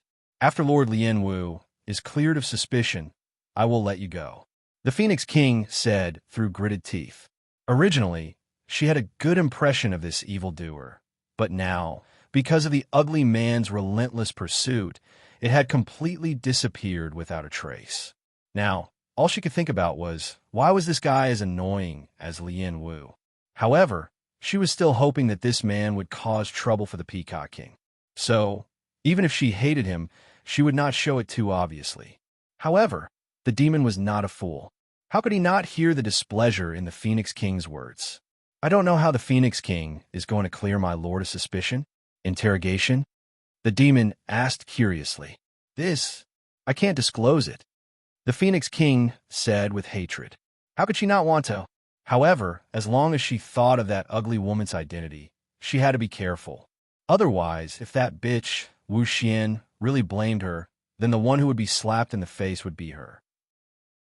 More importantly, she knew very well that if they were to really interrogate him, Lian Wu would not cooperate, and she didn't think a good excuse. When she thought of this, the Phoenix King was extremely conflicted. Since it's inconvenient to disclose, then I won't ask. However, I hope that the Phoenix clan can be more efficient. My lord and I are in a hurry to return to attend Lord Fogripple's wedding. I hope the Phoenix King can understand our urgency." The demon laughed. "Understand my ass." These words infuriated the Phoenix King. However, she had to smile and reply, "Don't worry, it'll hurry the people below. Then I'm relieved. Goodbye." After saying that, the demon stood up and left. As soon as he opened the door of the hall, he saw Uncle Long and the others blocking the door. They were all here to eavesdrop. Thanks, however, he didn't mind. "Let's go back," the demon said as he glanced at Uncle Long. Uncle Long and the others nodded. Seeing the demon's serious expression, they all thought that he was in a bad mood, so they obediently followed him back to the guest courtyard. At this moment, Lung Ruoxue, who was lying on the deck chair and basking in the sun, did not ask anything when she saw that everyone had returned so quickly. She only instructed the Phoenix clan's attendant beside her, "Let's go get some more food. We're all hungry." Yes, the foam attendant was helpless. These people had already eaten a lot today. Why were they hungry again? He couldn't understand how these guys could eat so much. At the rate they were eating, it wouldn't be long before the entire Foam clan became poor. Normally, the members of the Phoenix clan rarely ate. After all, as cultivators, they would never feel hungry. They ate more to satisfy their appetite. However, these guys kept saying that they were hungry. This made the attendant a little uncomfortable. However, a few days ago, after seeing the violent man's violent behavior, and with Lian Wu Darren's status, he didn't dare to refuse. Very quickly, the Phoenix clan's attendant brought food over. However, the amount of food was not as much as Lung Ruoxue had expected. Glancing at the food, Lung Ruashua pulled a long face and said unhappily, "Are you guys feeding the birds? We're humans, we have big appetites. How can this little bit of food be enough?" The butler only gave this much. He said that it was a limited amount and that we can't take too much at a time to avoid wasting it. The Phone Clan attendant observed Lung Ruakshu's reaction as he spoke carefully. Afraid of wasting? Since when did the Phone Clan know how to live so well? A few days ago, I even saw the Phoenix King eating and drinking in his own palace. Don't tell me this is discrimination. I'm telling you, I'm one of God, Lord Fogripple's men. You must treat me like how the Phoenix King does. Lung Ruashua deliberately picked a fight. That's right. Why can the Phoenix King eat and drink to his heart's content, but we can't even eat? Don't forget, we're the guests of the Phoenix King. Is this how the Phoenix Clan treats their guests? When Uncle Long heard Lung Ruakshu's words, he went along with her and joined in the fun. Such a good opportunity to show off, of course, cannot be missed by the peacocks who have been oppressed for a long time. After being freed, they were eager to see the world in chaos. They shouted in unison, "We want to eat. We want to eat our fill. You can't abuse us. Otherwise, if word gets out, who would dare to come to the Phone Clan as a guest?" Hearing these words, the servant of the Phone Clan broke out in a cold sweat and almost knelt down in front of them. How could these people be so boisterous? It was really too detestable. With a sad face and a choked voice, the servant took a few deep breaths to calm himself down, then said with a pitiful voice, "Woo, this has nothing to do with me. It's the butler's rule. I can't do anything about it. Forget it. We won't make things difficult for you, but you have to run a few more errands for us." Lung Ruashua said with a smile, no longer putting on a straight face. But looking at the smile on her face, the attendant was very worried. Woo! If Lord Lianwu was angry, he would be unlucky. But if Lord Lianwu laughed, he felt that he would be even more unlucky. Moreover, could he ask what it meant to run a few more errands? However, before he could ask, Uncle Long answered his question. "That's right. Since you've limited the number, then you should make a few more trips. Oh, just tell them that we've finished eating, and we'll go get some more food." Chapter 2453. I Can't Afford It Anymore 3. After Uncle Long finished speaking, he sent the servant away with a long face. After the Phoenix Clan attendant left with a blank expression, Lung Ruashua quickly called everyone to eat and told them not to stand on ceremony. When the Phoenix Clan attendant returned and placed down the food that he had brought back, he was sent to get more food again. Just like that, one time, 2 times, after countless times, the servant finally collapsed in exhaustion and began to wail, "Woo, Lord Lianwu, the steward won't give me food. Don't make me go get it." "Oh, really? Then go and get some." When Lung Ruashua heard this, she didn't make things difficult for the poor fellow who kept running errands. Instead, she turned to the other Phoenix Clan attendant and said, when the other Phoenix Clan attendant heard this, he was so frightened that his face turned pale. Lung Ruashua saw this and asked in confusion, "I'm just asking you to get some food, not to go to the slaughterhouse. What are you afraid of?" After Lung Ruakshu's brief lecture, the 2 Phoenix Clan servants understood what she meant. However, in their hearts, what Lung Ruashua had asked them to do was even scarier than sending them to a slaughterhouse. Lady Lianwu did not know the situation of the Phoenix Clan, but these 2 servants who were responsible for serving her knew very well that in just a few days, more than half of the food that the Phoenix Clan had stored for many years had already gone into their stomachs. If they continued to be eaten like this, the Phoenix kind would really run out of food and ammunition. But neither of them dared to say this, because the 2 of them knew that even if they said it, Lord Wu would still do it her own way, and wouldn't care if they had food. After a fierce struggle in his mind, the servant of the Phoenix Clan, who was about to be assigned to run errands, made an expression as if he was about to go to the guillotine. He made up his mind and said, "Lord Lianwu, knock me out. I can't get any food." When Lung Ruashua heard this, she blinked her beautiful eyes in confusion and said, "I just asked you to get some food. Do you need to look like you're going to die?" "Lord Lianwu, the steward won't give you any more food." The Phone Clan attendant had no choice but to tell the truth. "Are you saying that he plans to starve us to death?" Or was this the Phoenix King's intention? You can't find any evidence of our crimes, so you plan to trap us here and starve us to death? Damn it, the Phoenix King's idea is too vicious. Lung Ruakshu's beautiful eyes were spitting fire as she spoke indignantly. Lung Ruakshu's words made Yao Nianxing and the rest laugh in their hearts. However, the two cowardly Phoenix clan servants broke out in cold sweat once again. Lord Lien Wu's imagination is too rich. The two servants of the Phoenix clan wiped the cold sweat off their foreheads and sighed timidly. However, they didn't dare to cause their king to be misunderstood by Lord Lien Wu, so they could only patiently and honestly explain, Lord Lien Wu, you've misunderstood. I didn't give you food because I wanted to starve you to death. It's just that the Feng clan's food supply is running low. In just a few days, you've destroyed more than half of the Feng clan's many years of storage. If this continues, the Feng clan will really run out of food and ammunition. As a result, the housekeeper had no choice but to limit the amount. Originally, the two of them didn't dare to tell Lung Ruoxue about this. However, now that things had come to this, they knew that if they continued to hide it, Lord Lianwu might really think that the king wanted to starve them to death. Wouldn't that cause a huge misunderstanding? However, after hearing the truth, Lung Ruoxue still could not understand. We probably didn't eat much these past few days. Why did they have to eat the entire Feng clan until they ran out of food? Is it because your Phoenix kind stored too little food, so we had only a little bit and ran out? You guys didn't just eat a little. The two Phoenix guards thought to themselves as they glanced at the peacocks. He ate a lot of these peacocks. By the way, I've always wanted to ask you guys a question. What do you birds eat every day? Insects? Lung Ruoxue saw that no one was paying attention to her, so she asked curiously. The two servants of the Phoenix clan were silent. Could they say that they were not birds? He's really eating bugs. We'll have to help you destroy the food of these humans. Otherwise, they won't be fresh after being stored for a long time.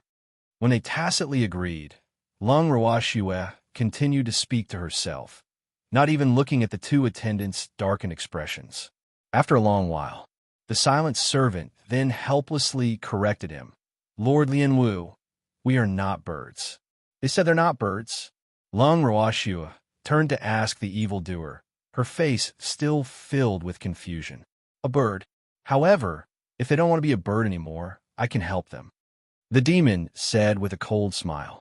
Hearing this, the two poor Phoenix servants began to tremble again. Thanks, Wu. We're birds. The two of them were forced by the demon's abuse of power and admitted it without any backbone.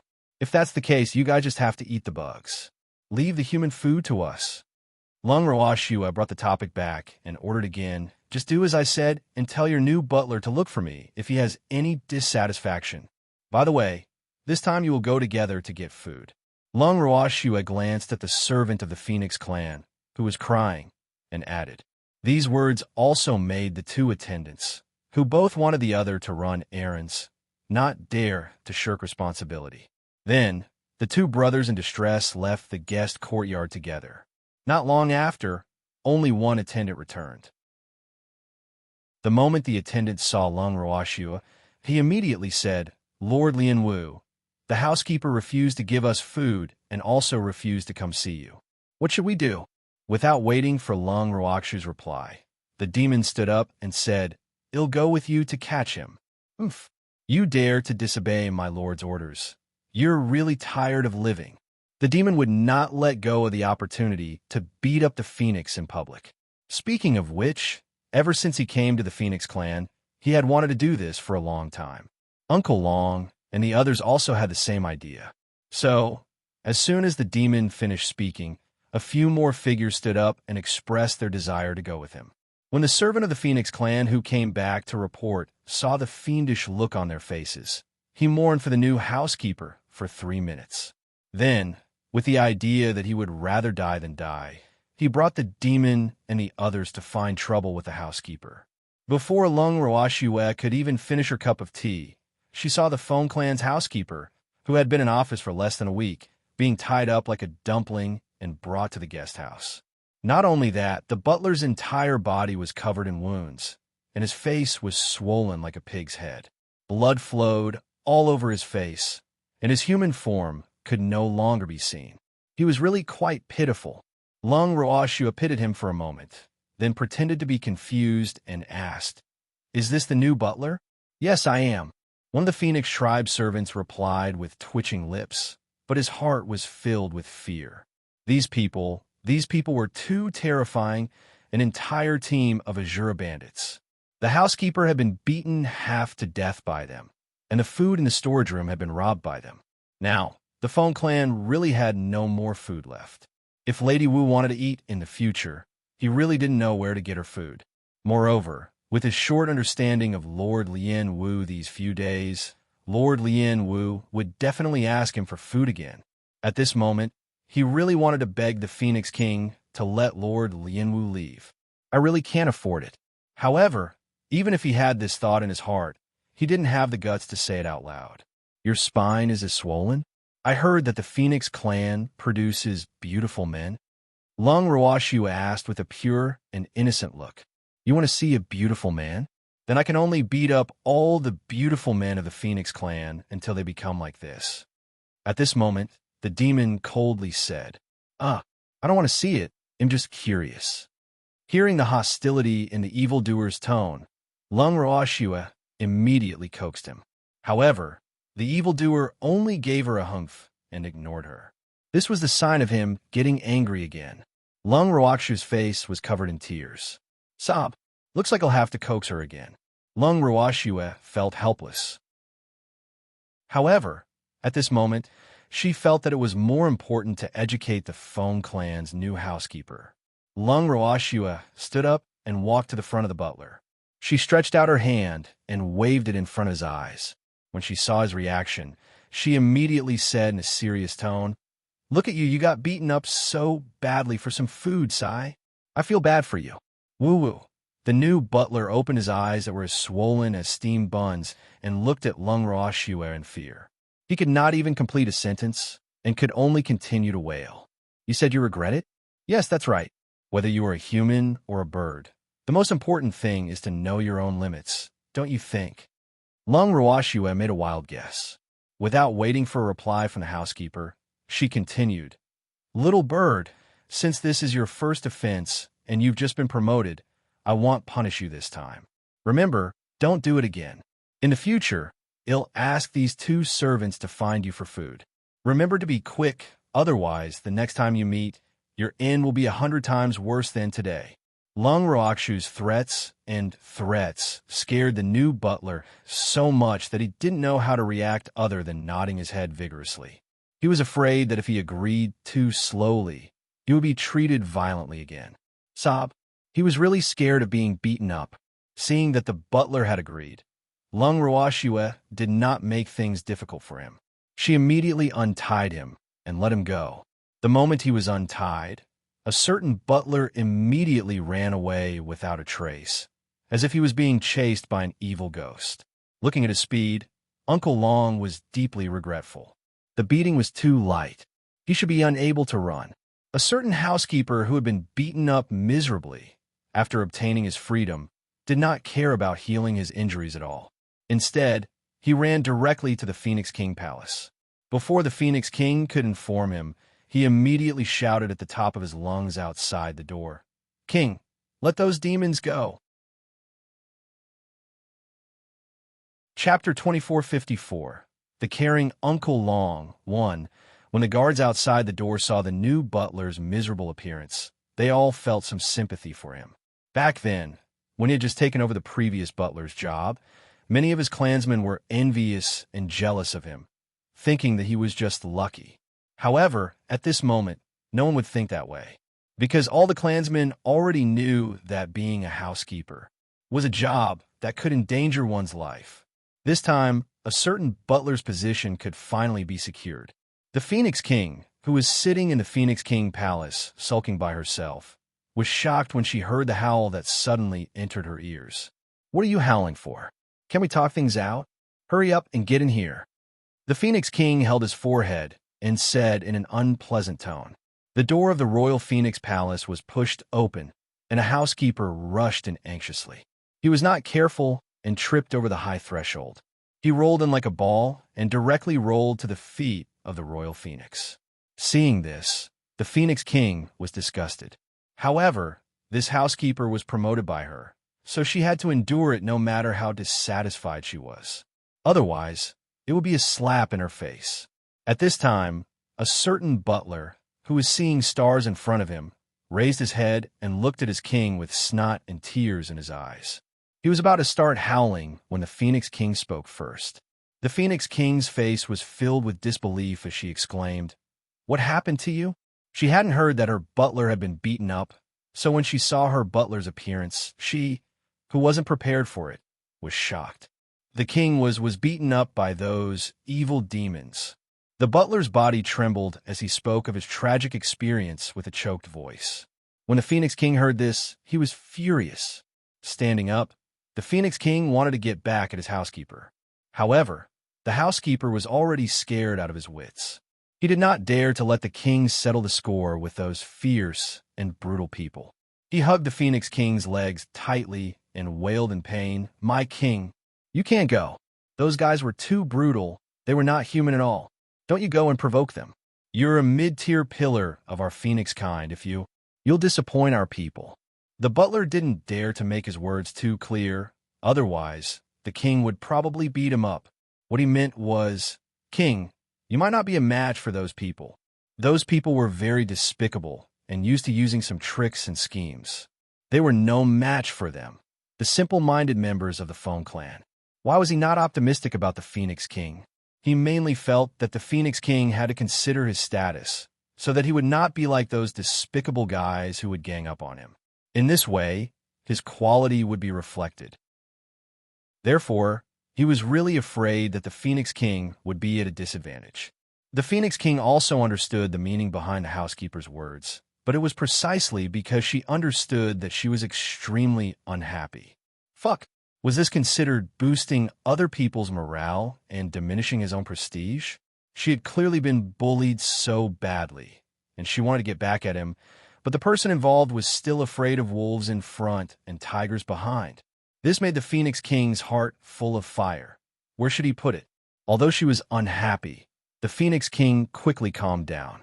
She knew that the housekeeper didn't allow her to go for her own good. Because of Lien Wu's status, even if she went, she wouldn't be able to do anything. Instead, she would be even angrier. So, she took the housekeeper's excuse and came down. Thanks. After sitting down again, her face was much better. Although it was still stiff, it was not as cold and dark as before. "Why did those people beat you up?" the Phoenix King finally asked after a long time. "For food. They ate too much, so I refused to give them any more food. So, they beat me up." At the mention of this, a certain butler felt so wrong that he wanted to buy a piece of tofu and kill himself. Hearing this reason, the Phoenix King somewhat blamed his housekeeper for being too stingy. He just ate a little more. If they wanted to eat, then just give it to them. Why did they have to be beaten up for nothing? After knowing the reason for the beating, the Phoenix King felt that the housekeeper had asked for it. The fire of anger that had just been burning was completely extinguished. Just for this? A few humans want to eat something. Why are you so stingy? Could it be that they're going to eat the entire Phoenix clan to their very last? The Phoenix King said disapprovingly. In her heart, she felt that although the Phoenix clan had just been robbed, a skinny camel was still bigger than a horse. It was impossible to eat the Phoenix clan until they went bankrupt, right? In the future, if they want to eat something, you can give it to them, as long as they're not afraid of being stuffed to death. After the housekeeper heard her words, she widened her eyes in disbelief, as if she had said something she shouldn't have. The Phoenix King added an annoyance. In her heart, she was quite dissatisfied with this inflexible butler. AI. He had thought that the butler he had promoted was smart and clever, but he didn't expect him to be so stupid. The Phoenix King was a little regretful. However, when the housekeeper heard the Phoenix King's words, he immediately cried out that he had been wronged. He hurriedly explained, "Your Majesty, they've already eaten us poor. I don't have any more food to give them." In just a few short days, more than half of the food stored in our Phoenix clan storage was destroyed by them, and the remaining food was taken away by those vicious bastards. Our Phoenix clan doesn't even have a single fruit left. What? Hearing this, the Phoenix King stood up from her seat. Did she hear it wrong? Could those people really eat that much? The Phoenix King was skeptical, but judging from the butler's appearance, he didn't seem to be lying. Besides, there was no need for him to tell such a lie. After all, food was not worth much to the Phoenix clan. Your Majesty, quickly chase those people away. I really can't afford to support them. The butler briefly retold what had happened and finally suggested that he did not want to see those hateful and terrifying people anymore. He was scared of being beaten up. No, the Phoenix King refused without even thinking. What a joke. She hadn't even interrogated Wu properly yet. How could they just let them go? In that case, where would she put her face as the Phoenix King? King, they eat too much. We can't afford to raise them. Moreover, those people especially like to cause trouble, and maybe tomorrow. We have to be on guard. These people will definitely be a huge threat to the Phoenix clan. We can't let them stay. The housekeeper's words were very subtle, but the Phoenix King was not moved at all. Although she knew that Lien Wu and the others would not obediently stay in the guest courtyard, she could not convince herself to let them go just like that. You go and do your job as usual. If they have any requests, report to me immediately. The Phoenix King ordered after thinking for a while. Yes. Seeing that Wang had made up his mind, the butler knew that there was no point in saying anything more. At this time, he really envied the former head butler who had left home. He was the one who had foresight. However, he still didn't have the courage to learn from those housekeepers and elders who had run away from home. After the butler left, he thought hard and finally ordered the servant beside him, "If those demons come to find me, just say that I'm not here. If they have any other requests, try your best to satisfy them.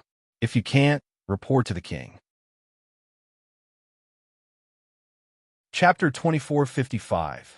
The Caring Uncle Long, 2. The attendant trembled slightly as he agreed. He knew that the butler wanted to escape.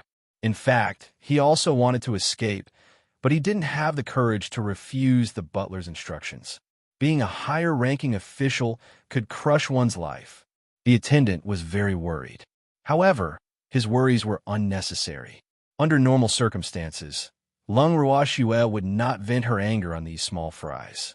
Hence, when she heard from the attendant that the butler was not around, she did not say anything. Instead, she thought of other ways to cause trouble. In the name of finding food, she sent everyone out except for the evildoer. The guards of the Phoenix clan did not dare to stop them anyway, so no matter where they went, it could be described as unimpeded. Uncle Long and the others strolled around the Phoenix territory happily, but the peacocks didn't dare to act alone. They were afraid that they would be attacked by the Phoenix tribe. These clever peacocks followed the group closely. When the Phoenix King heard the news, he was puzzled. What did these people want to do? However, she soon found out that these people were looking for food. In order to find something to eat, Uncle Long and the others had openly visited every corner of the Phoenix territory and collected all the edible food in the Phoenix territory. In the past few days, they had gained a lot. Looking at the table full of prey, Lung Ruoxue praised Uncle Long and the others. The two Phoenix clan servants who were listening by the side were speechless and didn't know what to say. AI. Now, not only was the Phoenix territory barren, but even some low-level small beasts had become the food of these guys. They were too cruel. Although the two attendants thought so, they did not dare to say it out loud. Otherwise, if these people were to become angry and eat them as food, wouldn't it be a tragedy for them? Their only hope now was that these people could leave quickly. Unfortunately, while their wishes were beautiful, reality was cruel. Without the Phoenix King's order to leave, Lung Ruoxue and the rest did not dare to leave on their own.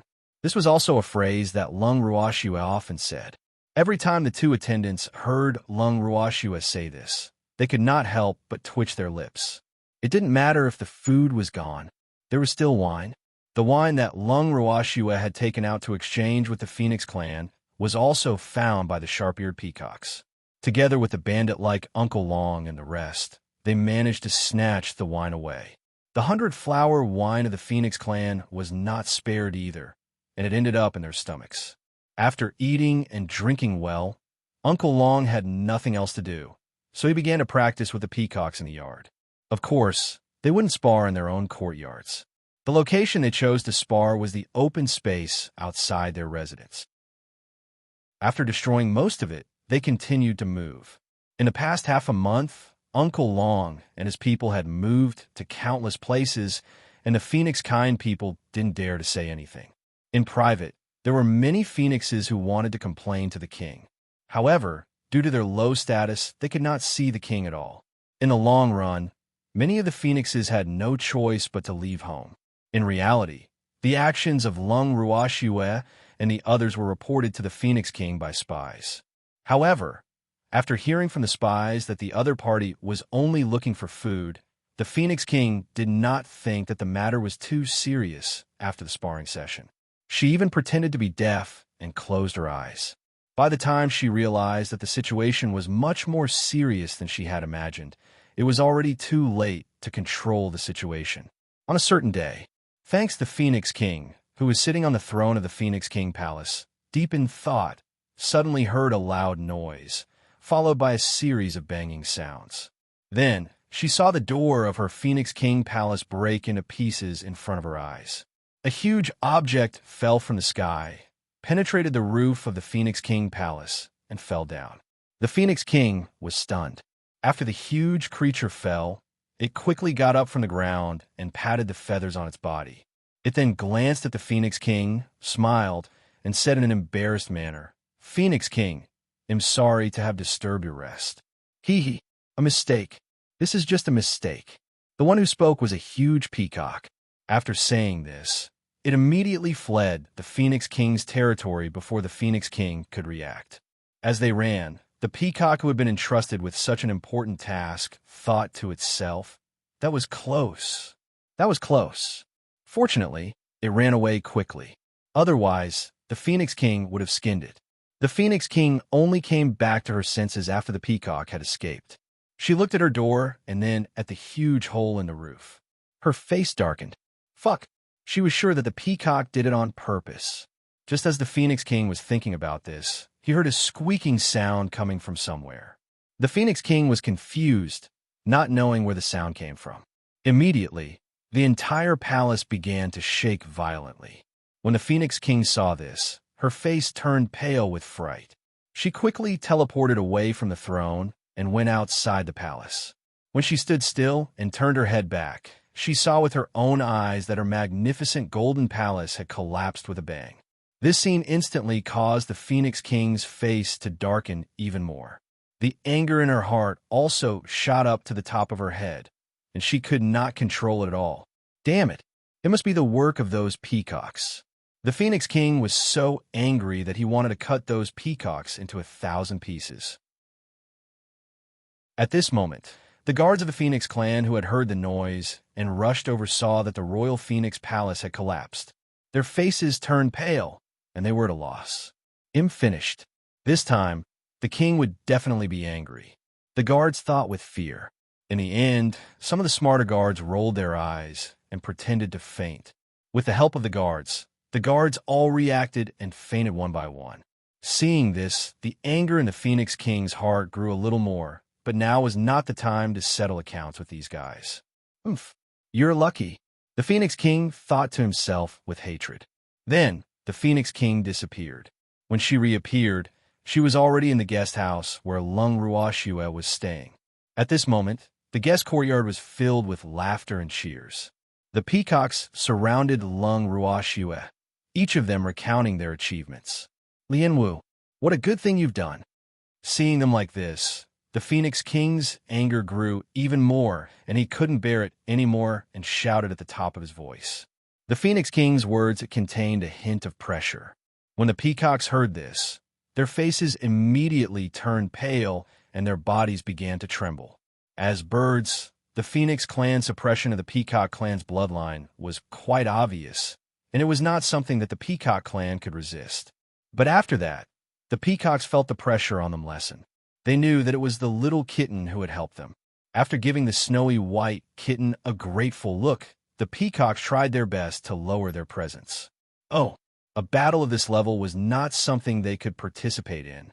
The peacocks were well aware of this. Chapter 2456. The Caring Uncle Long 3. At this moment, Lung Ruashua glanced at the furious Phoenix King and asked indifferently, "Phoenix King, what have I done? You let these peacocks smash my Phoenix royal palace." The Phoenix King gritted his teeth so hard that cracking sounds could be heard. He really wanted to go up and bite Lien Wu a few times. This woman was really too hateful. There's such a thing. Lung Ruashua blinked her clear and beautiful eyes innocently. She turned around and asked the peacocks, "Did you smash the Phoenix King's main hall?" "No, my lord. We've always been law-abiding. Why would we do such a thing?" A peacock acted as the representative and immediately said. After Lung Ruashua heard this, she turned to the Phoenix Prince and said, "Phoenix King, you heard that. It wasn't my peacocks who did it, so don't accuse me. Otherwise, they'll complain to God, Lord Fog Ripple. Yet you still dare to quibble? I saw it with my own eyes. How could it be fake?" When the Phoenix King saw that the damned Lien Wu and those lowly peacocks dared to renege on their debt, her anger immediately turned into a sea of fire. However, in the face of the shameless Lien Wu, who was like a knife cutting through meat, no matter what she said, it would not hurt. She really did not know what to do. In the past, because of her identity, no one in the divine world, be it the Beast Clan or the Human Clan, dared to treat her like this. After she successfully usurped the throne, everything had been smooth for her, and basically no one dared to disobey her. However, ever since she got to know Lien Wu, the Phoenix King helplessly discovered that her quiet and smooth life was gone forever. During this period of time, she had been living in depression and grievance every day. She had nowhere to vent her anger, and all of this was because of this hateful woman in front of her who had an extraordinary identity. Although the Phoenix King really wanted to teach Lien Wu a lesson, when she thought of her current situation, the rumors in the divine world, and the potential threat that Lung Ruashua posed, she had no way and could not do anything to this woman. At present, she really needed Wu Qin's support. Because of this, the depression in her heart slowly piled up into a mountain. Even now, she still did not know what to do with this hateful woman. The elders who could give her ideas had all run away from home. Some of them were in closed-door cultivation and couldn't come out no matter how she called them. Thinking of all this, the Phoenix King was extremely conflicted. Lung Ruashua could feel the Phoenix King's unpredictable thoughts, but she still smiled calmly. "Phoenix King, as the saying goes, catch the thief and take the stolen goods. You said that your Phoenix King palace was destroyed by my peacocks, but do you have any evidence? You can't possibly accuse me of stealing the Phoenix Clan's treasure vault a while ago, and now you're accusing my peacocks of smashing your Phoenix royal palace. Do they have the guts to do that?" Lung Ruakshu's face was filled with disbelief. When the Phoenix King heard these words, her eyes widened, and she said, "Didn't I say I saw it with my own eyes? I saw with my own eyes that a peacock fell from the roof of the Phoenix King palace and smashed a huge hole in my palace. How could this be fake? It's hard to say." Lung Ruashua pursed her lips. It was obvious that she did not believe the Phoenix King's words. "You don't believe me?" When the Phoenix King saw this, he could not help but shout at the top of his lungs. "You think I should believe you? Phoenix King, you are the king of the divine Beast Clan, one of the 4 great kings of the divine realm. If there really was a peacock that smashed your Phoenix King palace, would you let it go instead of catching it?" "Oh, I don't know when the Phoenix King became so kind." Lung Ruashua asked with a smile. The Phoenix King was dumbfounded. Fuck, was she the one who wanted to let the peacock go? It was clear that the peacock had run too fast, and she was too surprised to react. But she didn't want that damn woman Lien Wu to know about this. Otherwise, wouldn't it give that woman another reason to laugh at her? The Phoenix King was at a loss. He didn't know what to say to refute her. All right, she had to admit that she couldn't compare to that damned woman, Lien Wu, in eloquence. In terms of shamelessness, she also couldn't compare to her. Wu. At this moment, the depression in the Phoenix King's heart suppressed her anger, making it impossible for her to vent the anger in her heart. Feeling the smell of blood in her mouth, the Phoenix King swallowed a few times and suppress the chi and blood that was surging up. Then, she glared at her eyes that were spewing fire and said through gritted teeth, "All of you leave now. Immediately. I don't want to see you guys again." After the Phoenix King finished speaking, he found a place to continue sulking. Fuck. She looked down on her own aggrieved look, but the other party was from Rime Ice. What else could she do if she didn't compromise? Could it be that he really became enemies with Fog Ice? This was definitely not the time. After the Phoenix King left dejectedly, the peacocks immediately cheered. Their gazes towards Lung Ruoxue were filled with deep admiration. Master is really too powerful, making the Phoenix King suffer in silence and unable to reason with anyone, and also not daring to get angry at them. Hee hee. The peacocks were proud and pleased. They were even more determined to follow Lung Ruoxue's footsteps.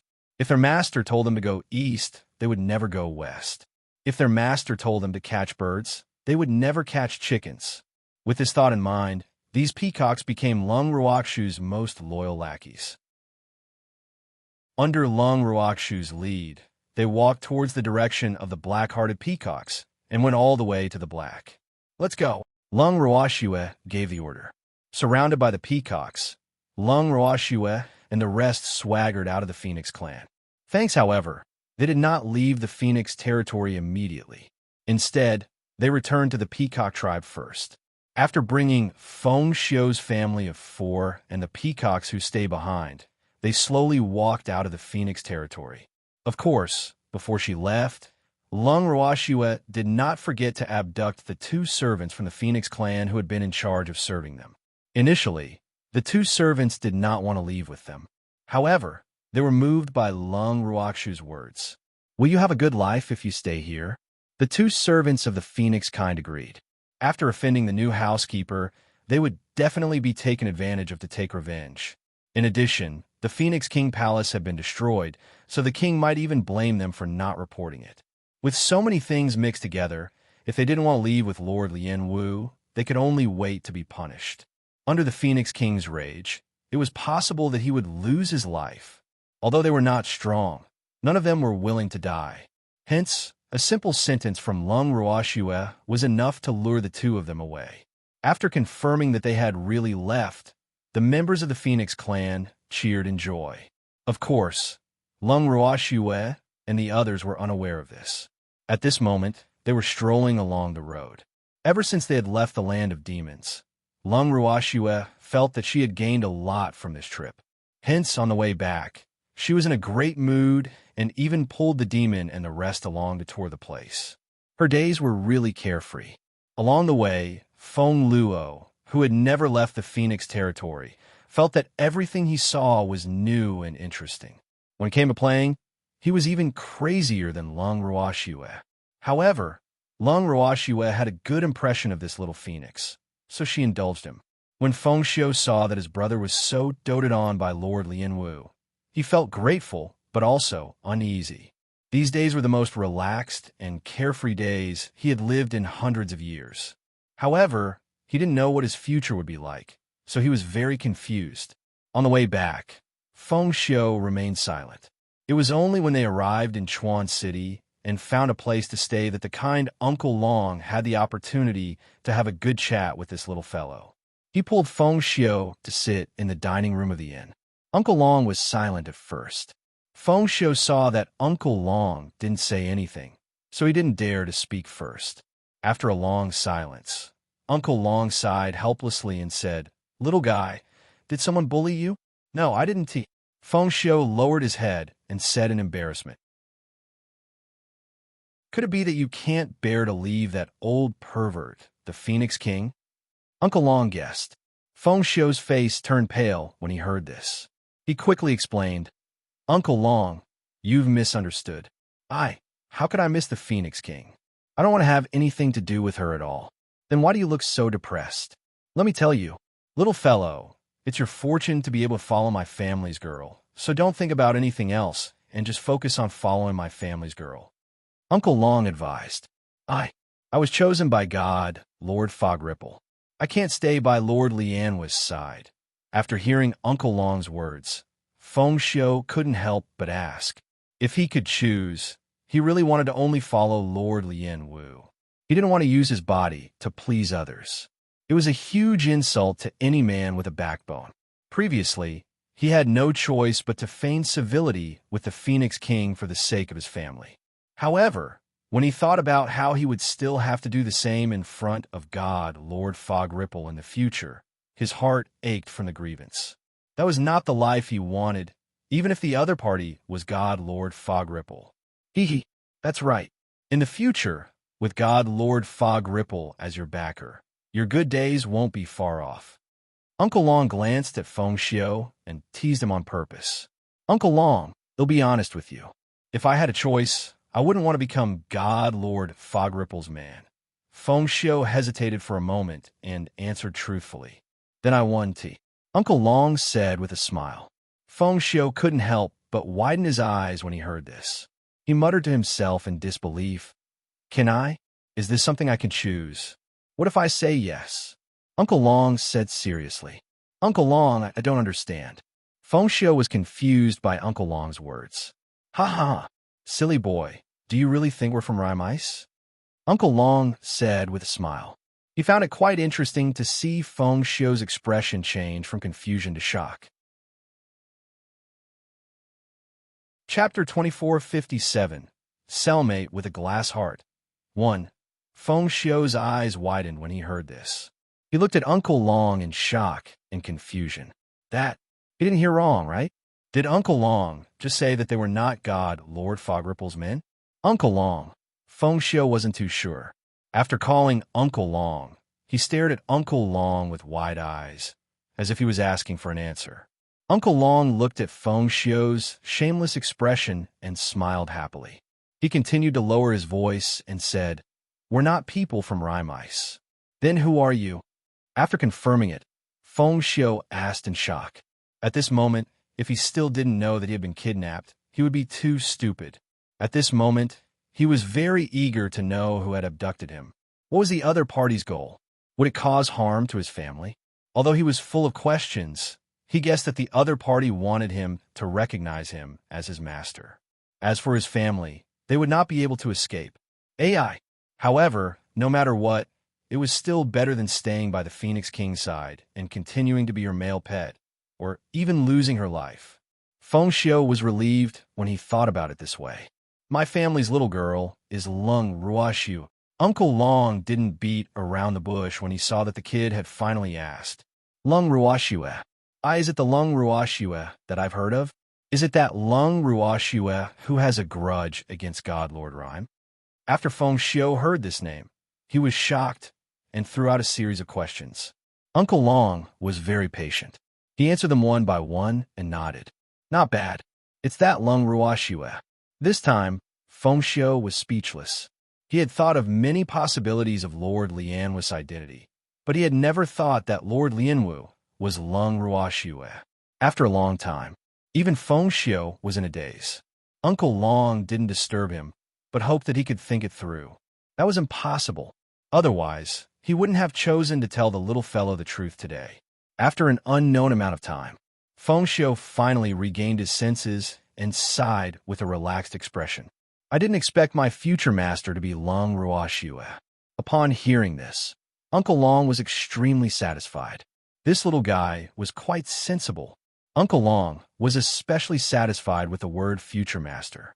Although Shui didn't explicitly say that she would take Feng Xiu as her beast, it was the wisest and most correct choice for Feng Xiu to have this awareness.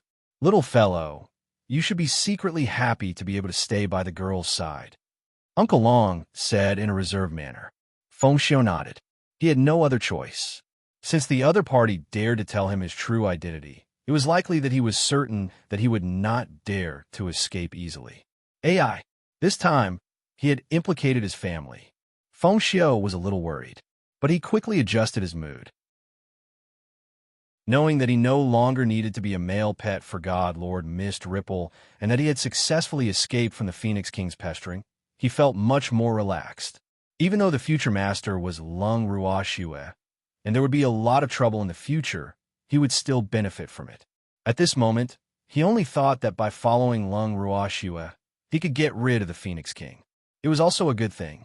However, he didn't realize what Uncle Long meant when he said that he should be secretly happy by Lung Ruoxu's side. However, after he understood the true meaning behind Uncle Long's words, he felt that he should really be secretly happy. After that, Uncle Long assumed the attitude of an understanding uncle and began to chat with Feng Xiu. Knowing that he didn't need to go to God Lord Fogripple's place, Feng Xiu relaxed and was happy to cooperate. Thanks, the two of them chatted from noon to night. When it was time for dinner, Uncle Long pulled Feng Xiu to Lung Ruoxu's room. As soon as they entered the room, Uncle Long immediately got straight to the point. "Girl, we're hungry." Ugh. Feng Xiu was a little embarrassed. Well, could he say that he wasn't hungry? Glancing at the slightly blushing Feng Xiu, Lung Ruoxu smiled and said, "Then let's go eat." With that, Lung Ruoxu immediately moved Uncle Long and Feng Xiu into the bracelet. She knew that Uncle Long had already told Feng Xiu about her identity. In this case, she would naturally let Feng Xiu know her secret. Otherwise, how could she settle this little phoenix's heart? Just as Lung Ruoxu had expected, Feng Xiu felt his vision go blurry. Then, he realized that he was no longer in his room. As he was new here, he was not used to it at first, but when he saw what was in front of him, he could not help but widen his eyes. Where is this place? Why were there so many beasts? He knew the peacock race, the eagle race, the condor race, and many others. Ugh, this was definitely not the phoenix territory. In just a short moment, Feng Xiu's mind was in a whirl. The expression on his face changed from the initial shock and disbelief to extreme calmness. As for the other beasts, they were also surprised for a moment when they saw Feng Xiu. However, they regained their senses before Feng Xiu and went back to their own business. "Little guy, let's go and eat." Uncle Long pulled Feng Xiu's arm enthusiastically and came to the middle of the crowd of spirit beasts, looking for a place to sit down. The Eagle tribe leader first gave a piece of roasted meat to Uncle Long with a fawning expression, then handed another piece to Feng Xiu. After that, he tactfully did not disturb them anymore. Although Feng Xiu had calmed down, he was still full of questions. He held the roasted meat in his hand and was in no mood to eat it. He just stared at Uncle Long. Uncle Long felt very uncomfortable under Feng Xiu's fiery gaze. He pretended to be unhappy and growled, "Hurry up and eat." Oh, although Feng Xiu responded, he was still absent-minded. While gnawing on the roasted meat, his mind had long flown away.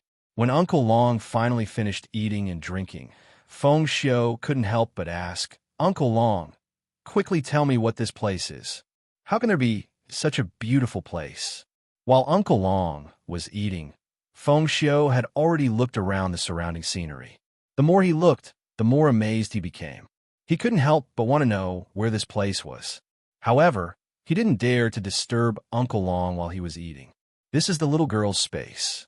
Before Uncle Long could reply, a woman's voice rang out. When Feng Xiu heard this familiar voice, he immediately stood up and looked at the owner of the voice, the mother parasol tree, with a respectful expression. "Old ancestor." He didn't expect that his future master would also bring the old ancestor here. However, the spiritual energy here was so dense that it was indeed very suitable for cultivation. "Feng Xiu, young man, welcome to become an official member of this place." The mother parasol tree smiled as she sized up Feng Xiu. "Thank you, forefather." After meeting the ancestor of the parasol tree, Feng Xiu was relieved. At least he knew that he was not alone by his future master's side. He had the parasol tree tribe to accompany him. With the help of the parasol trees, he would not have to worry about his future cultivation.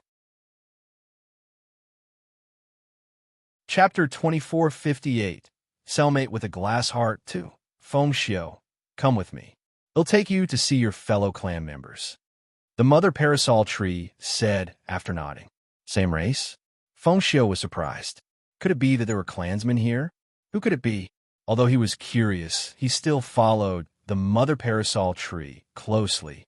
Feng Xiu was petrified when he found out about Feng Zhan and the others.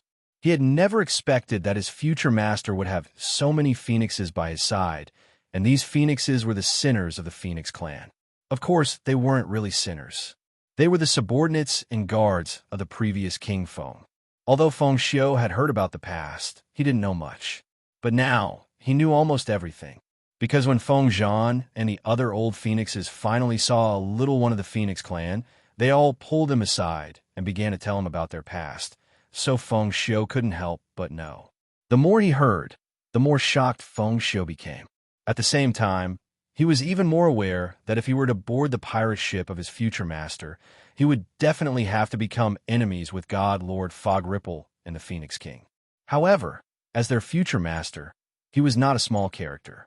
He believed that with the help of so many beasties, and their side being the representative of justice, victory would definitely belong to them. After thinking it through, Feng Xiu suddenly became excited. Wasn't this the life he wanted? He never dreamed that such a hot-blooded and exciting thing would actually fall on his head. In the future, he would definitely not be bored, but it would also be very dangerous. With this thought, he made up his mind to cultivate properly. Otherwise, with his current strength, he would not be able to help his future master. The Phoenix clan was a proud clan, and he was not willing to be the one who dragged them down. At the thought of this, Feng Xiu said to the mother parasol tree, Feng Zhan, and the other old phoenixes' great ancestors, I've decided to enter closed-door cultivation from today onwards. Not bad. It's good for you to know that it's good to work hard. We'll help you. When Feng Zhan heard this, he was quite pleased, and the way he looked at Feng Xiu became gentler. Meanwhile, the mother parasol tree directly urged, since you have such an idea, then don't waste any more time. Go into seclusion now. Ancestor, I want to tell my family about this first so that they won't worry. Feng Xiu said after thinking for a while. You don't need to worry about this. I will explain it to them. The mother parasol tree said. With the mother parasol tree's words, Feng Xiu knew that there was nothing else for him to do. He agreed to immediately go into seclusion. After Feng Xiu went into seclusion, Feng Luo and Feng Xiu's parents were anxious when they saw that their son had gone missing. Later, Lung Ruoxua moved them into the bracelet. When they saw the mother parasol tree, Feng Zhan, and the other phoenixes and knew their identities, they were petrified. Feng Luo was the first to snap out of his daze. After that, the little phoenix wrapped itself around the mother phoenix tree, Feng Zhan, and the other phoenixes with a curious look on its face, asking them to tell him what had happened. He was really curious about the past. With Phoenix's cooperation, Feng Zhan naturally began to explain everything in detail. Feng Luo listened with great interest and was soon brainwashed. Feng Tong is so shameless. It's a pity that many members of the Feng clan don't know that Feng Tong's throne was obtained by usurping the throne. Otherwise, after Feng Luo found out about Feng Tong's actions, he directly called Feng Tong by her name. However, he was interrupted by Feng Zhan before he could finish his words. Thanks. Even if the members of the Phoenix clan know what Feng Tong has done, I'm afraid they can't do anything about it. Feng Zhan sighed. AI. Feng Luo also sighed. He couldn't deny that what Feng Zhan's grandfather said was true. The current members of the Phoenix kind have been ruled by Feng Tong for many years. How could they still have the thought of rebelling? Little fellow, don't sigh. In the future, just follow Ruoxua. There will be a day when our Phoenix clan can hold our heads high and regain our former glory. Feng Zhan consoled her. Yes, Grandpa Feng Zhan, he'll work hard. From now on, little Feng Luo had a goal, and his aura became stronger. However, he still had the heart of a child and did not choose to go into closed-door cultivation like his brother. Instead, he remained outside and followed Lung Ruoxua. His parents, on the other hand, knew that their abilities were low, so they chose to go into closed-door cultivation. Chuan City belonged to the Liu family's divine territory. It was a small city at the outermost part of the Liu family's divine territory, but it was also a transportation hub. Therefore, although Chuan City was small, it was unusually prosperous. People walked to and fro on the streets every day, making it very lively. After Lung Ruoxua and the rest stayed for a night, the next day, she, the demon, Uncle Long, Feng Luo, and a few peacocks that had transformed into human forms went out for a walk on the streets. Not far from the inn, Lung Ruoxue could clearly feel the gazes of the pedestrians on the street focused on her and her group. There was surprise and amazement in their eyes. However, it was definitely not her or the demon that was stunned, but Feng Luo and the peacocks. In an instant, Lung Ruoxue started to regret bringing these gorgeously dressed guys out for shopping.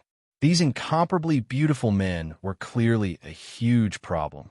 Sensing that their masters seemed to be slightly regretful, the peacocks hurriedly flashed a beautiful smile at Lung Ruoxue to please her. "Sob, I can't let master hate me." Seeing them like this, Feng Luo also revealed an alluring smile, which made Lung Ruoxue's head hurt even more. Did these guys not think that it was chaotic enough? It was actually randomly discharging electricity.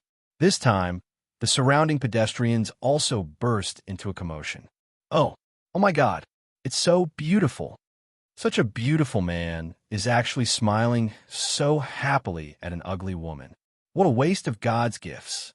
They felt that it was not worth it for the beautiful man. Of course, those who had such thoughts were mostly women who would say that the grapes were sour when they couldn't eat them.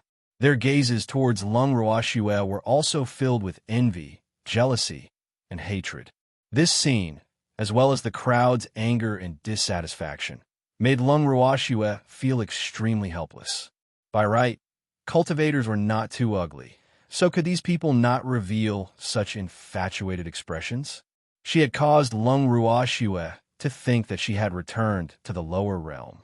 However, Lung Ruoxue didn't want to be too calculated with these people. One must know that these bystanders weren't very powerful. Many of them weren't even god kings. Hence, Lung Ruoxue didn't want to bully them. She just wanted to ignore them. However, there was someone who did not allow them to be at ease. Lung Ruoxue and the rest did not even do anything, and a woman brought her guards to capture them without saying a word. The reason was that it affected the appearance of the city and hindered traffic. After Lung Ruoxue heard this reason, she was extremely calm. She stopped Feng Luo and the rest from causing a commotion and followed the woman to the prison in Chuan City. When the woman saw that Lung Ruoxue was so tactful, she was so proud that she was about to raise her tail to the sky. However, on the way to the prison, Lung Ruoxue and the others received many sympathetic gazes. Chapter 2459, Cellmate with a Glass Heart, 3. At first, Lung Ruoxue had a bewildered look on her face. Later, Jing Tsang translated for her, and she found out that this woman was the daughter of the city lord of Chuan City, Lu Rong, who was secretly known as the tyrant of Chuan City. When they arrived at the cell, Lung Ruoxue was not too satisfied with the dark environment, but she still cooperated and led the evil demon and the others into the cell. Lu Rong, who was closing the cell door, was even more satisfied when she saw how cooperative the other party was. After Lu Rong left, Feng Luo looked at Lung Ruoxue in confusion and asked, "Master, why do we have to be so obedient?" Ever since he found out about Lung Ruoxue's identity, he had changed to calling her master, even though he had not officially recognized her as his master. "Don't you want to know why we were caught?" Lung Ruoxue asked back with a smile. Feng Luo didn't know how to answer. However, his master's willingness to go to jail in order to know why he was caught also made him quite speechless. Was Master very bored? Feng Luo couldn't help but secretly guess. "Master, is that ugly monster planning to attack us?" A peacock said very cleverly. Lung Ruoxue glanced at him and thought to herself, "You found out the truth." According to Tsang, that woman had indeed taken a fancy to Feng Luo and those peacocks, and he had wanted to know how that woman had planned to get Feng Luo and the others, so he had cooperated and been caught. However, he couldn't say this out loud. Otherwise, that little fellow Feng Luo would definitely be furious. Hee. Lung Ruoxue laughed evilly as she looked at the peacocks. The peacock clan was really full of beautiful men. Any peacock that took on a human form was so beautiful that it made people gasp in admiration. As Lung Ruoxue was fantasizing in her heart, a soft sigh came from the cell next door. "AI, if you're caught, don't even think about leaving." Hearing this, Lung Ruashua turned around and saw that the person who spoke was also a young man. She couldn't help but ask curiously, "Why were you caught?" "I don't know. I was in the middle of exchanging phoenix fruits with someone else and was caught by accident. I heard that the guy who exchanged phoenix fruits with me had stolen something from the city lord's mansion. So, he was brought directly into the city lord's mansion on the day he was caught. Well, my phoenix fruit. We haven't even completed our deal." The more the young man thought about it, the more depressed he became. When Feng Luo heard the young man's words, he couldn't help but ask worriedly, "What did the person who exchanged the phoenix fruit with you look like? Male or female?" "He's a male, very handsome," the young man said honestly. "Master, the one he mentioned might be a member of our phoenix clan. Let's go to the city master's mansion and have a look. If he's really from the phoenix clan, we have to find a way to get him out." Feng Luo anxiously transmitted his voice to Lung Ruashue. "Are you sure?" Lung Ruashue asked. 80% of them are from the phoenix clan. The phoenix fruit is the most precious fruit of the phoenix kind. Except for the members of the phoenix kind, no one else has a chance to get it, unless our phoenix kind is willing to trade with them. Feng Luo said honestly. "Since that's the case, let's find an opportunity to sneak into the city lord's mansion and take a look." Lung Ruashua said after some thought. "When are you going?" Feng Luo asked, burning with anxiety. "In the dead of the night." Lung Ruashua laughed evilly. "That was the best time to do bad things." "Late at night?" Feng Luo was a little dumbfounded. Wouldn't that still take a long time? They had just had breakfast not long ago. By the time it was late at night, would the suspected Phoenix clansman's innocence be lost? He was really worried. Seeing through Feng Luo's thoughts, Lung Ruashua turned to look at her cellmate in the cell next door and asked, "How long has it been since the man who wanted to trade the phoenix fruit with you was brought into the city lord's mansion?" "It's been so many days," the young man said after thinking carefully. "I'm finished." Feng Luo thought to herself, "It's been so many days. Her innocence must have been lost." In fact, after the peacock's reminder, he immediately thought of the purpose of capturing their woman. However, with his master around, he was not worried about his safety. If there was really danger, he could just enter his master's space. But now, he was a little worried about the man who seemed to be from the Phoenix clan. For any man, it was unbearable to be forced to lose his innocence. Feng Luo seemed to have already foreseen the tragic fate of that man. As he thought about it, his eyes turned red and tears welled up in his eyes. Lung Ruashue took a look and jumped in shock. Was his child worried about his situation? "Don't be afraid. I'm here. I won't let that woman touch a single hair on you." Lung Ruashue quickly consoled him. When he heard her say this, Feng Luo burst into tears. Lung Ruashue was dumbfounded. What? What was going on? Feng Luo, this child, was he scared? AI. That woman was the daughter of the city lord. Unruly, overbearing, and unreasonable. A helpless sigh accompanied by Feng Luo's crying could be heard again. Lung Ruashue was speechless. Thanks, why was this person adding fuel to the fire? Can't you see that your child is crying? After hearing what the man said, Feng Luo cried even harder. Upon seeing this, Lung Ruakshu's icy dagger-like eyes shot toward the cell next door. However, perhaps her neighbor's reaction was too slow, for he did not sense that danger was coming. I won't be able to get out easily. The man continued to speak. Lung Ruashue couldn't take it any longer. She immediately roared, "You shut up." This time, the young man finally reacted and looked at Lung Ruashue with a face full of fear. He had been shouted at. In fact, he was so talkative just because he wanted to find someone to chat with. He had been locked up for several days, and he had been the only one in the empty cell. He had been lonely and unbearable. However, after being yelled at by Lung Ruashue, he became much more obedient. That woman was so fierce. Tears welled up in the young man's eyes as well. However, he was not Feng Luo. Lung Ruashue would not feel sorry for him. She glared at the young man before turning around to coax Feng Luo. "Little Luo, don't cry. Didn't I say that I would protect you? What were you afraid of?" Lung Ruashue was a little vexed. Did this little fellow not believe that she could protect him? Look at how sad she was crying. am afraid that the person who was brought into the city lord's mansion will be bullied. Feng Luo sobbed and spoke the truth. Ah, little Luo, that person might not have anything to do with you. Lung Ruoxue consoled him. How did she not know that Feng Luo also had times when he was sentimental and sad? This had nothing to do with him at all. I have a feeling that that person should be one of my clansmen. Feng Luo said in a low voice. Don't think about it. We'll go take a look tonight. Lung Ruoxue coaxed. Yes. Feng Luo nodded. In the following waiting time, Feng Luo was like an ant on a hot pan, pacing back and forth in the cell uneasily. The peacocks were already dizzy from his antics. However, they knew that Feng Luo wasn't in a good mood, so no one dared to ask him to stop spinning. They could only endure it.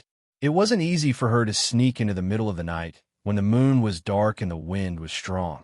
Lung Ruoxue took out a thin iron wire and pried open the cell door lock in 2 or 3 moves. Feng Luo was the first to run out when he saw this. After giving everyone a look, Lung Ruoxue and the rest were about to leave when their neighbor called out to them, "Save me! Don't leave me alone." The young man didn't expect the woman in front of him to have a way to open the lock. At this time, he didn't care about his fear and directly asked for help. "Lower your voice." Lung Ruoxue was furious, but she still opened the lock for him.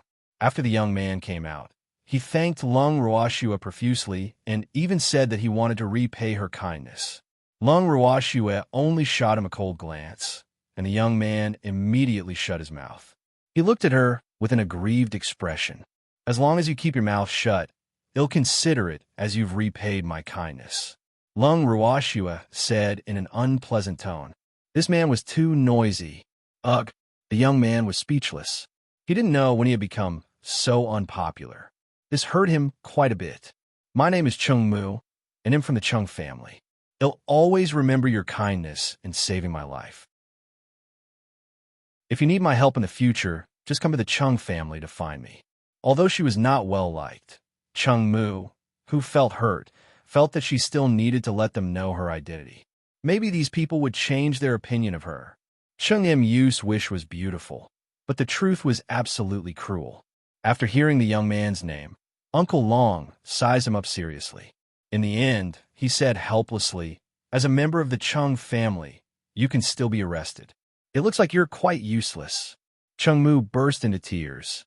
How could these people hurt other people's glass hearts like this? In fact, what he wanted to say was, "Weren't you all caught too?" However, he didn't dare to say this in front of that fierce woman. At this moment, he heard Lung Ruoxue agree. "It's quite useless." He even claimed to be a member of the Chung family. After knowing the young man's identity, not only did Lung Ruoxue not think highly of him, she even looked down on him. They were caught on purpose because they didn't want to reveal their identities. However, she believed that even if the man in front of her revealed his identity, he wouldn't believe it. In reality, Lung Ruoxue had found out the truth. Before Chung Mu was arrested, he had indeed said that he was a member of the Chung family. Unfortunately, Lu Rong did not believe him at all, who asked Chung Mu to not have any evidence at all. As such, he could only be in for a tragedy. However, he deeply felt that being locked up was definitely not comparable to the contempt and blow these people in front of him were giving him. He felt his glass heart break into pieces. Ignoring Chung Yu's worry, Lung Ruoxue rolled her eyes at him and brought the evildoer and the rest out of the cell. Before they left, they knocked out the guard who was guarding the cell and stuffed him back into the cell. Her movements were as smooth as flowing water. Chung Mu was dumbfounded and couldn't even care about her. These people were obviously repeat offenders. Look at how skilled he was. Chung Mu secretly thought to himself. Seeing that Lung Ruoxue and the rest were about to run out of sight, he hurriedly gave chase.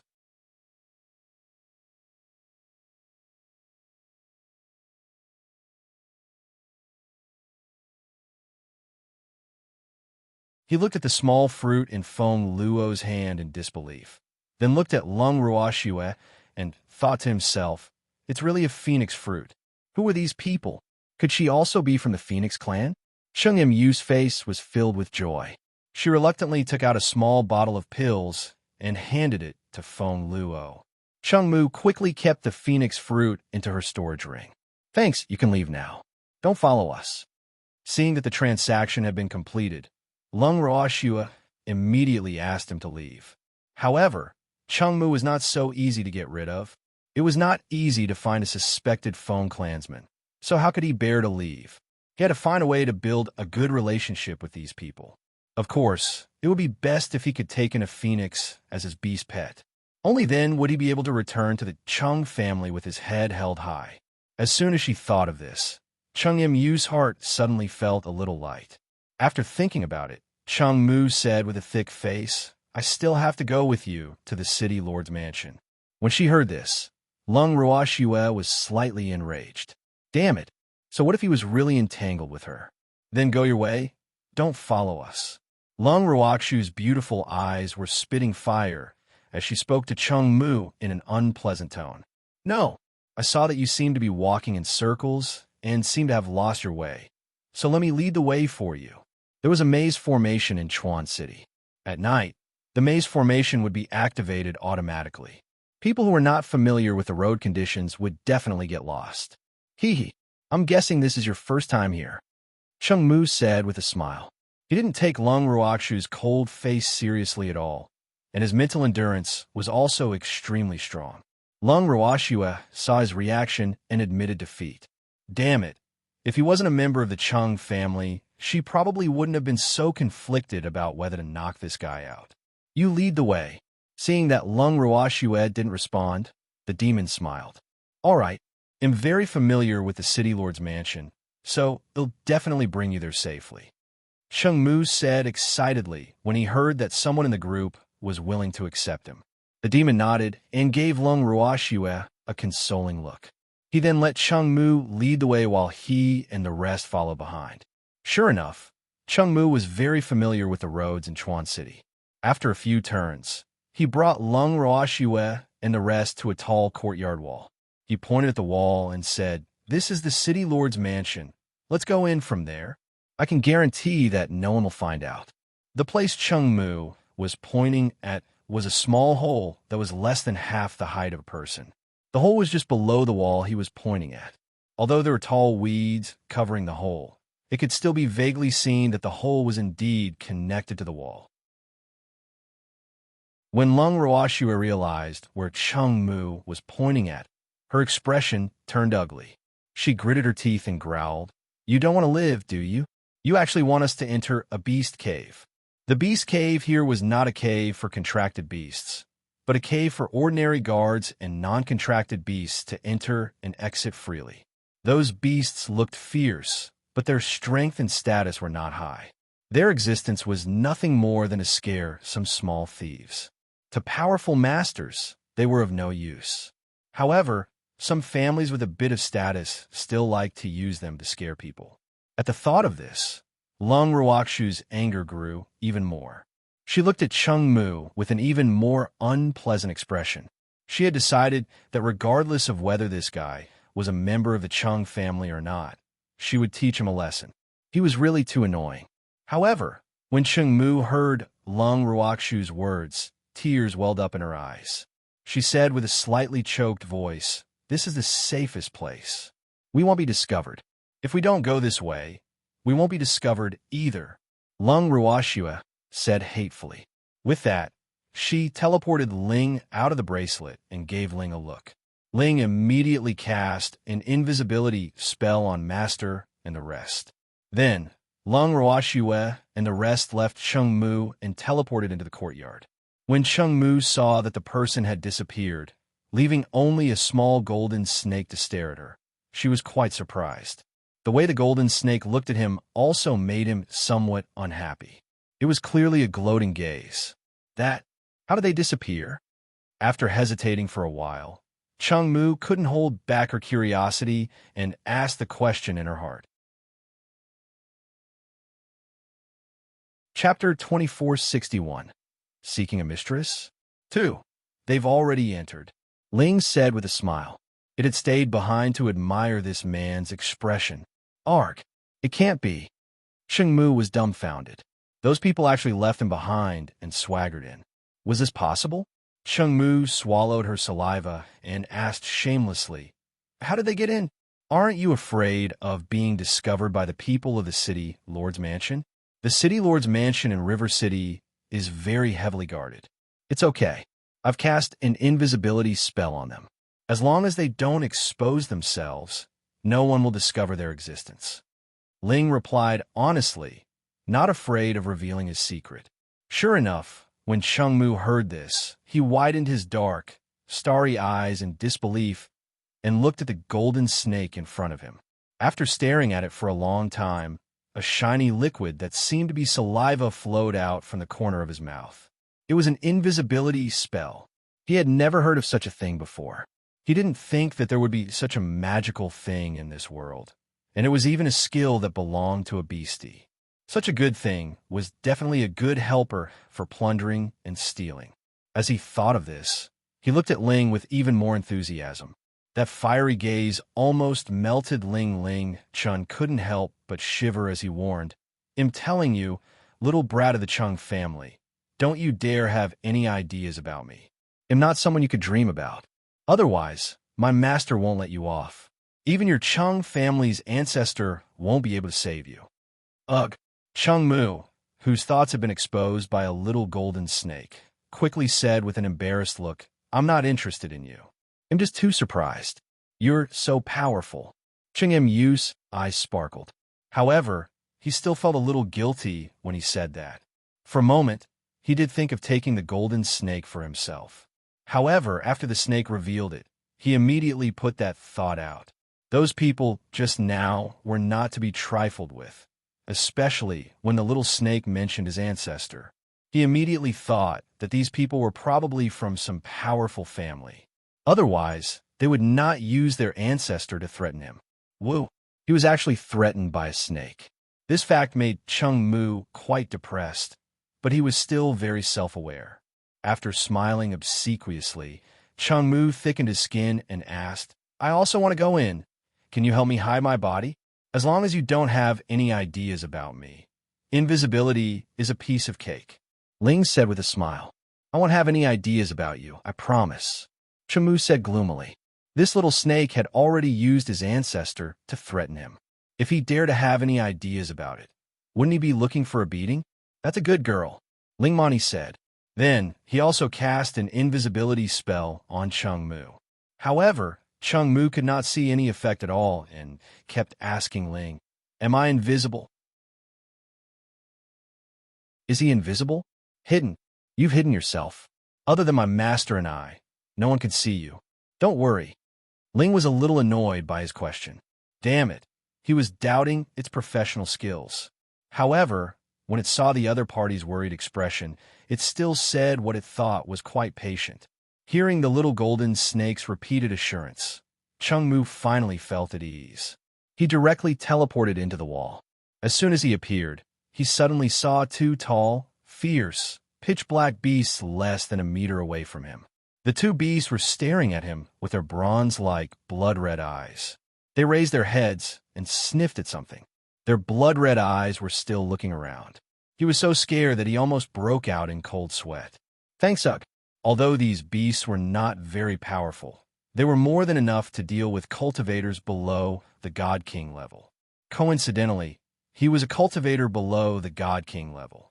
Sob, why was he so unlucky? Could it be that he had been discovered by these two beasts the moment he appeared? Cheng Mu was rather depressed. He was so scared that he didn't dare to move, and his face gradually turned pale.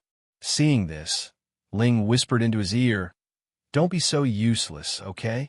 These big guys won't be able to see you." You really can't see? But why do I feel like they're looking at me?"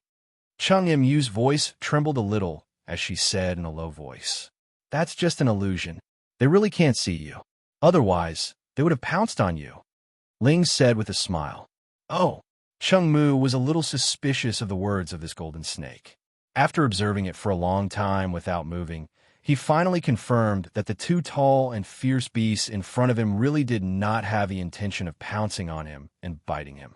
His entire heart was finally at ease. "And what if I'm my master? You're on your own."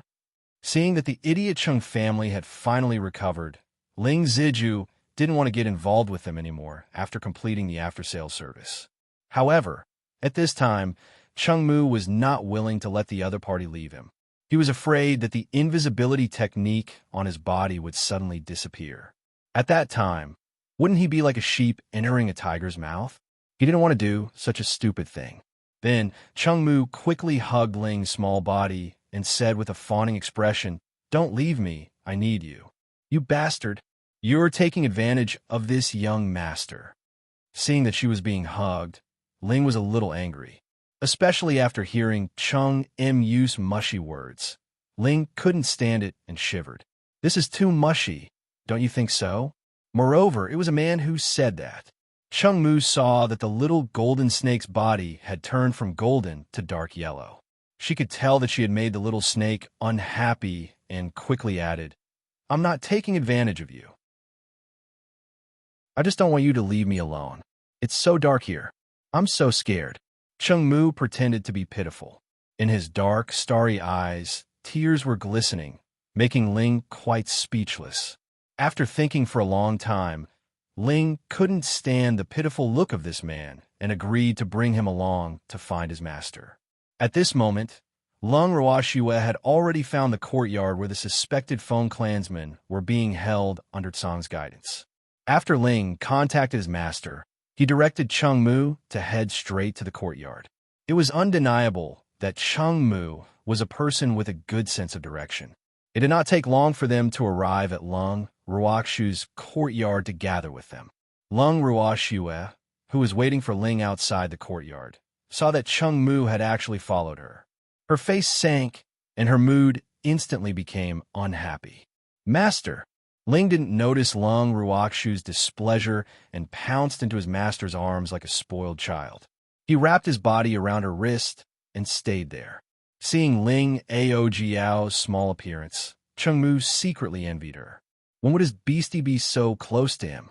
He had a beastie, but unfortunately, that beastie didn't even bother with him and often gave him a hard time.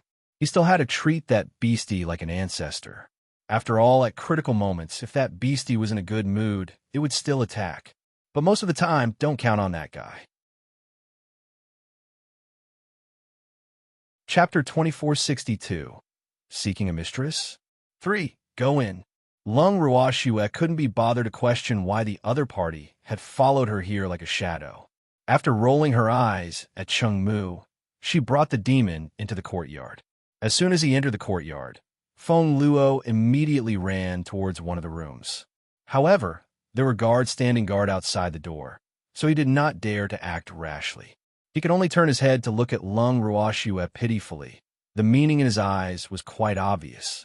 After Lung Ruoxue walked closer, she didn't say a word and immediately knocked out the guard at the door with the demon. Then, she pushed the door open and entered the room. In the room, a handsome man was tied up.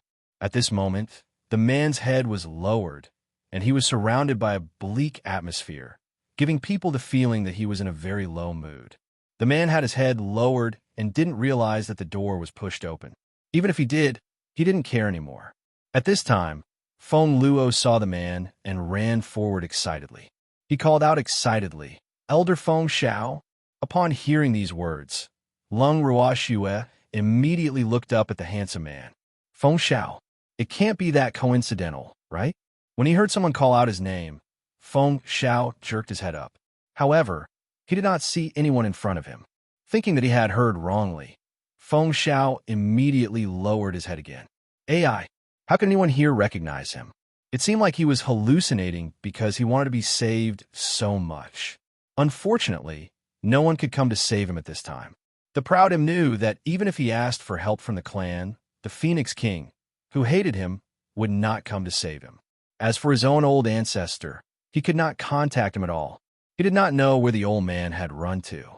Feng Xiao was very worried. Thinking of his recent misfortunes, his mood became even worse.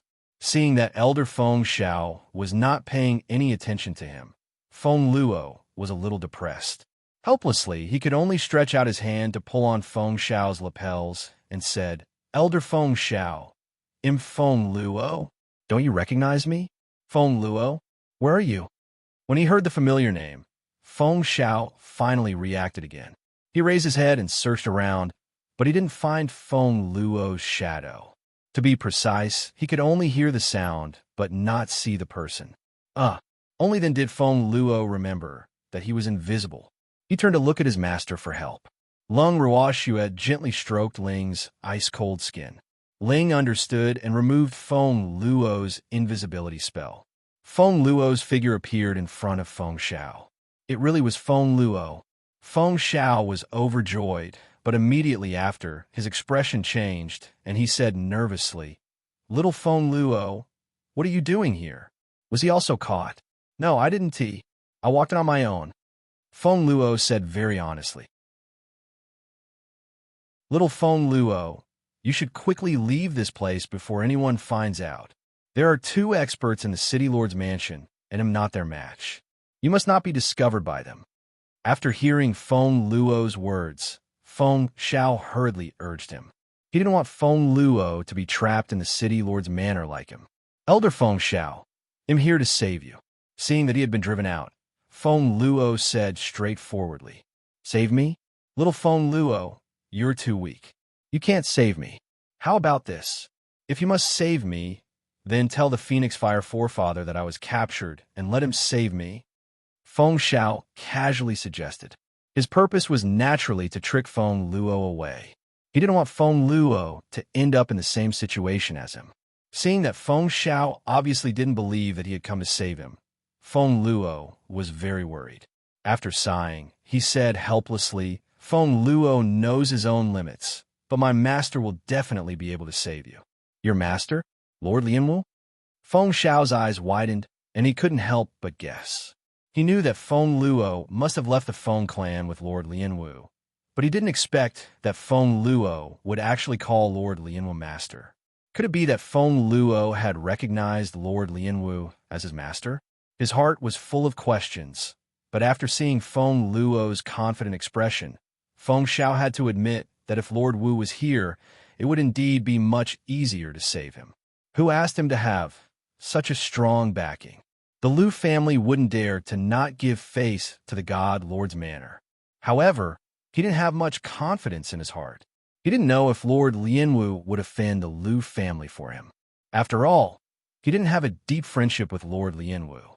Seeing his reaction, Lung Ruoxue immediately appeared and smiled. "Feng Xiao, right? Feng Wu told me your name and asked me to take care of you. You know my family's old ancestor?" Hearing this, and seeing Lord Lianwu suddenly appear, Feng Xiao was quite surprised and shocked. Regardless of what skill Lord Lianwu and Feng Luo used to make him unable to see them, he just said that his ancestor was very good at pretending to be sick. When did he have a friendship with Lord Lianwu? He really couldn't understand. Not only do we know each other, but we're also very familiar with each other, Lung Ruoxue said with a smile. These words successfully caused a confused look to appear on Feng Xiao's face. Seeing this, Lung Ruoxue decided to tell the truth. "I'm Lung Ruoxue, not some Lord Lianwu." Feng Xiao was petrified. Thanks Cheng Mu, who heard Lung Ruoxue reveal her identity, was equally shocked. Lung Ruoxue? This ugly woman was actually the legendary Lung Ruoxue, the Lung Ruoxue that old Grandmadam always mentioned. No wonder she didn't put him in her eyes at all after hearing his identity. No wonder other people's beastie dared to threaten him. Who would dare to provoke a beastie with such a fierce master? Sob, he must hug onto this thick leg. With Lung Ruoxue's support, he believed that his clansmen would not dare to look down on him anymore. Old Grandmadam would also not scold him all the time. The moment such a thought appeared, Cheng Yu's mind was instantly on fire. He did not do anything but throw himself onto the ground and hugged Lung Ruoxue's leg. "Master Ruoxue, please be my mistress." In an instant, the scene was silent. Uncle Long, Feng Luo, and the peacocks all held their breaths, not even daring to breathe loudly. The petrified Feng Xiao, after hearing these words, also came back to his senses. Although he couldn't see the person who spoke, these words still successfully made him feel confused. As the person involved, Lung Ruoxue's head was filled with black lines. She did not know what Cheng Mu, who came out to steal the show, was trying to do. He's really bold. Didn't this guy feel the cold wind blowing around him? Lung Ruoxue did not need to look to know that the demon's expression was definitely not good. Ling, who loved to see the world in chaos, saw this scene and quietly removed the demon's invisibility technique. The dark-faced evildoer was already standing next to Lung Ruoxue. Cheng Mu, who had only realized it later, suddenly felt a chill down her spine. Cheng Mu, who had shrunk his neck and felt his heart palpitate, turned his head slightly and saw a face that had already turned black appear on his right. Immediately, he quivered and thought to himself, what is this guy trying to do? A kept woman? The evildoer asked coldly without letting Cheng Mu wait for too long. You also want to recognize Shui, as your master? Azure also joined in the fun and asked. Although the other party's 3 words made him very unhappy, he was still very happy to watch when he saw someone causing trouble for the evil man. I just want a kept woman, Cheng Mu said in a low voice. Although he was a little slow to react at this moment, even if he was slow, he could feel that one of the 2 voices was very angry and the other did not have a good heart. You don't want to recognize me as your master? Azure asked indifferently. Cheng Mu was silent under Tsang's questioning. All right. He had to admit that even though he did not mean it when he called her Master Ruoxue, it was true that he wanted to be her mistress. But looking at the situation now, it seemed that he only wanted to succeed in keeping her as a mistress. However, as a direct descendant of the Cheng family, how could he have a master? If his clan members knew about this, he would definitely be hunted down. Cheng Mu did not dare to take the risk of being hunted down by his clansmen. The price was too high. I am begging you to be my mistress. After a long silence, Cheng Mu whispered again. These words also successfully made evildoer's face darken even more. He really didn't know how to repent. The demon gritted his teeth in anger, wishing he could kill this eyesore right now. However, Tsang laughed happily and said in a friendly manner, My girl won't feed a pretty boy who eats for nothing, I? One pretty boy like that is enough. If there are more, my girl will be poor. Besides, you don't have the qualifications to be a pretty boy. He's so ugly. Tsang glanced at Cheng Mu and said with a look of disdain. After he finished speaking, he even deliberately looked at the evildoer provocatively. However, after hearing what he said, the evildoer calmed down. He glanced at Cheng Mu as if he was looking at a dead person, and the demon did not even look at him. Wasn't it just a matter of minutes for a guy with low strength to find trouble with him? There was no need to take him too seriously. Otherwise, he would only be a laughingstock to that damn cat. Receiving the evildoer's ignoring gaze and hearing Tsang's words, Cheng Mu couldn't help but feel depressed. He was too ugly. Although he admitted that he wasn't as handsome as the man in front of him, and he wasn't as cute as this little boy, he wasn't too ugly, right? Speaking of ugly, this man, with a dark face and a powerful cold aura, was the one who was truly ugly, right? Cheng Mu secretly complained in his heart, but Lung Ruoxue was not willing for this fellow to continue snatching the show. He was not the main character now, so he should just go and cool off somewhere. Lung Ruoxue kicked away Cheng Mu's body in disgust and turned her gaze back to Feng Xiao. You're the main character now. Ignore him. Feng Xiao, who was in a mess in the wind, regained his senses, but he didn't know what to say. The true identity of the woman in front of him had already stirred up his thoughts into a mess, like a ball of mush. Chapter 2463. Oh Heavens 1. The Master of the Ancestor. To be honest, Feng Xiao had no idea how to face this woman. Although the woman in front of him was old Grand Madame's master, he was still filled with resentment towards this woman named Lung Ruoxue. The people of the Feng clan were all prideful. As a member of the Feng clan, Feng Xiao couldn't accept it from the bottom of his heart. The old ancestor he had always respected had found himself a human master. Most importantly, this master had some enmity with the Feng clan. Such a complicated relationship made Feng Xiao so conflicted that his hair was about to turn white. However, what he couldn't accept was that he still needed Lung Ruoxue to save him when he was in such a difficult situation. This really hurt Phoenix's self-esteem. Feng Xiao felt that his proud self-esteem had been shattered into pieces. He was sad, annoyed, and a little depressed about this fact, but he was not overjoyed that he was about to be rescued. It wasn't that he didn't want to be happy, but he really couldn't. Who would feel good after being saved by someone they didn't like? And now, Lung Ruoxue was the person he hated the most in his heart. Feng Xiao was very worried. It was to the extent that Lung Ruoxue's words had caused him to not react for a long time. Lung Ruoxue seemed to be able to see the struggle in his heart, so she did not rush him. Instead, she found a chair and sat down, admiring the depressed phoenix in front of her. After being depressed for an unknown period of time, Feng Xiao's consciousness gradually returned to his body. He could clearly feel a probing gaze on him. He raised his head and looked at the owner of the gaze. Coincidentally, his eyes met Lung Ruoxue's beautiful, smiling eyes. In an instant, Feng Xiao became more and more worried. So he was the only one who was at a loss, and the other party didn't even take him seriously. Feng Xiao opened his mouth and hesitated for a moment.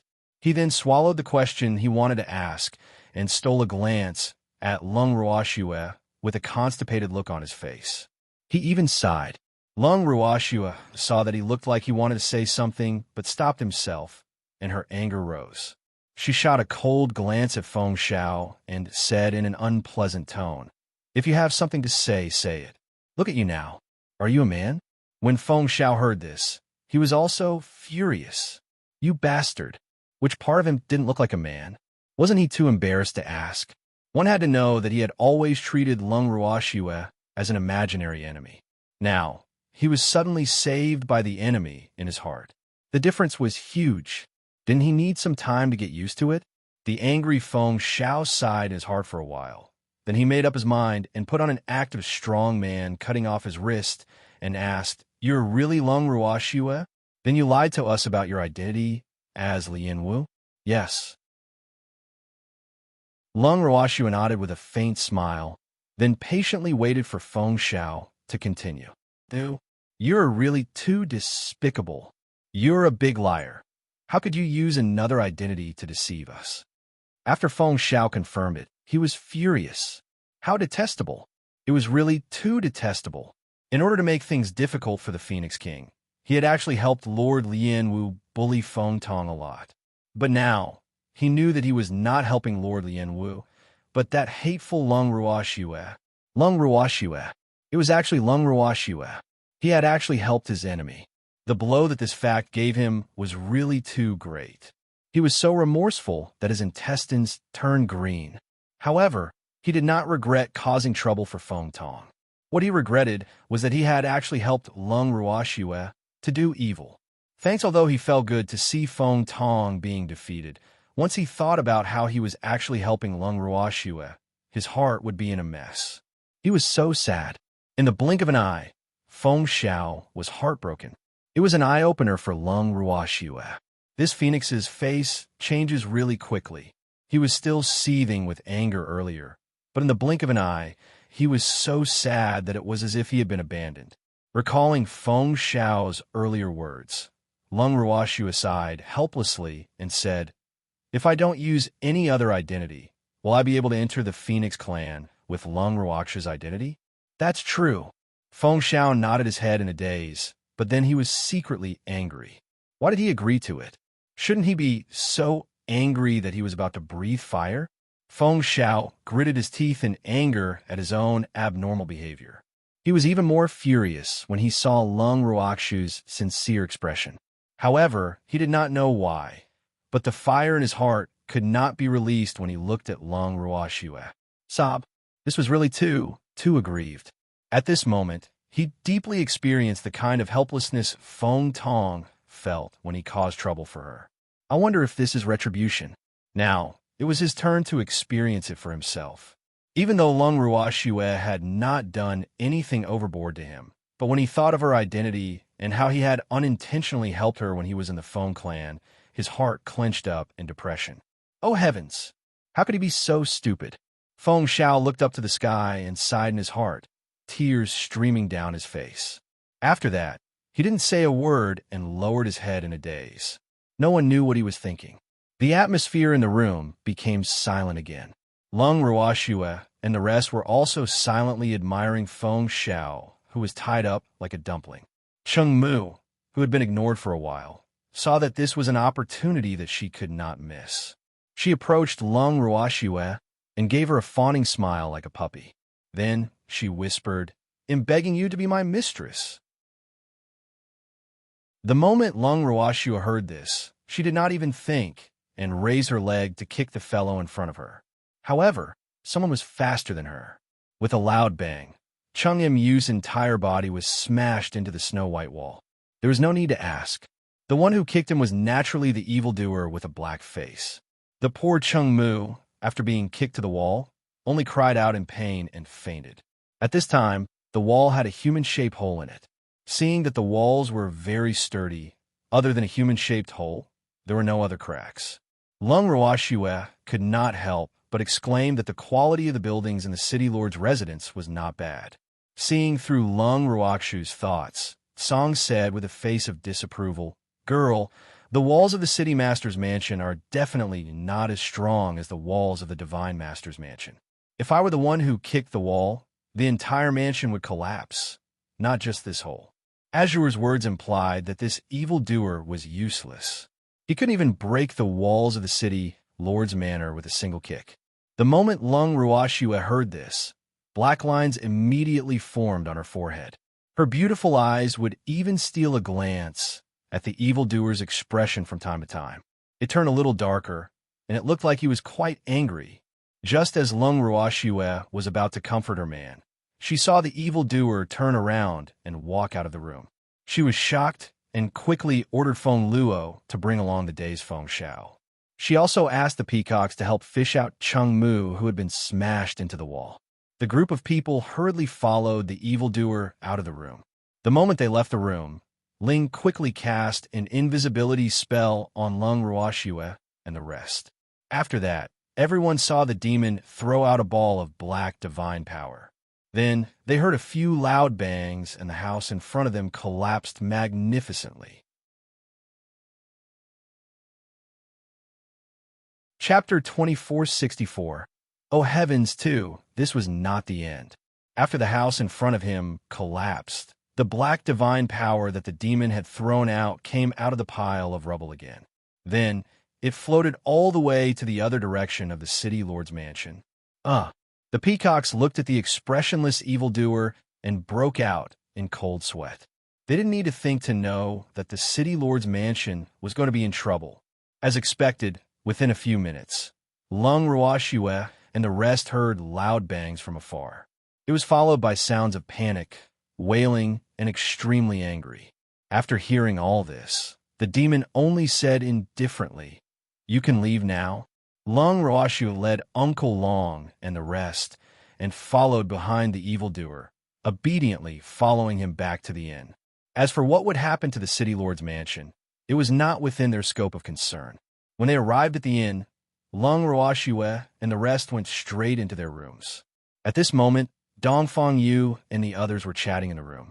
When he saw them return, he couldn't help but smile and tease. "Shui, you've been gone for so long. You must be having so much fun that you've forgotten about home." "Who said that?" "We were caught and thrown into prison." Lung Ruoxue rolled her eyes at Dongfang Yu and told him the truth. Dongfang Yu was stunned. There were people who were not afraid of death and dare to capture them. He's got guts. However, looking at Shui, she didn't seem to be lying. Could it be true? After that, the surprised Dongfang Yu observed the expressions of the others. Other than Uncle Long, who looked calm, and the demon who had a straight face, Feng Luo and the peacocks all looked shocked. It seemed that something had really happened. At this moment, Dongfang Yu saw a man who was tied up on Feng Luo's shoulder. A few beautiful peacock men were also carrying an unconscious man. He didn't know these two people. Who were these two people? Dongfang Yu was very curious, but he didn't ask. He only stared at Feng Luo with his dark, starry eyes, hoping that this little boy could answer his question. However, Dongfang Yu's expression of seeking knowledge did not move Feng Luo. In Feng Luo's young mind, he was still thinking about the shocking scene just now. It was too terrifying, wasn't it? In the past, he had never felt that Master's man was so terrifying, because that man always had the appearance of a little boy begging for his master's caress. In front of them, he rarely showed such a domineering side. He didn't expect that today. He would deeply witness it and also scare him. Sob. He knew that one couldn't judge a book by its cover. How could the people around Master not be violent? Feng Luo mourned for his ignorant thoughts in the past and tried hard to recall if he had ever offended that violent man. After thinking about it for a long time, Feng Luo finally felt relieved. Fortunately, he had always been careful and had never offended that violent man. In fact, the reason why Feng Luo didn't think that the demon was scary enough in the past, other than the fact that the demon he had seen had always been very calm, was also because he had never seen the Peacock King being beaten up. Because at that time, they were still in the territory of the Peacock clan. But now that he had seen it for himself, the monster was immediately raised to the #1 figure that he could not afford to offend. At this time, when he saw that Feng Luo, the little fellow, had been in a daze and had a worried look on his face from time to time, Dongfang Yu finally couldn't bear it anymore. He poked the little fellow and asked bluntly, "Who are these two?" "Arg. They. The one on my shoulder is the Feng clan's elder Feng Shao, and the one the peacocks are carrying is the Chung family member." After a sudden realization, Feng Luo hurriedly explained. At the same time, he looked at Dongfang Yu with an unusually cautious gaze. Thanks, the people around Master were not to be trifled with. Elder Feng Shao, old was descendant. Dongfang Yu's eyes narrowed. Schwetter had mentioned this person to him before. He didn't expect that they were really fated to meet. However, he was very curious. How did they meet? With a stomach full of questions, Dongfang Yu reached out and took Feng Shao from Feng Luo's shoulder. He then smiled and said to Feng Luo, "Little Luo, leave this phoenix to me. He'll take good care of him." After hearing Dongfang Yu's words, Feng Luo couldn't help but widen his eyes. He was thinking, can I believe this guy's words? If Elder Feng Shao were to accidentally say something disrespectful to the master, this senior whose cultivation level he couldn't see through at all, he was afraid that he wouldn't let Feng Shao off. He was a little worried for Elder Feng Shao. However, Feng Luo didn't have the courage to refuse Dongfang Yu's words, especially after he had witnessed the horror of the demon. He didn't dare to offend any of the people around his master who he didn't know the details of. After helplessly transferring the ownership of Elder Feng Shao to Dongfang Yu, Feng Luo silently prayed for Elder Feng Shao in his heart. "Elder Feng Shao, you're on your own." And just like that, Feng Shao was heartlessly abandoned by Feng Luo. As for Chung Mu, he was thrown to the ground by the peacocks in disdain. No one was willing to take over.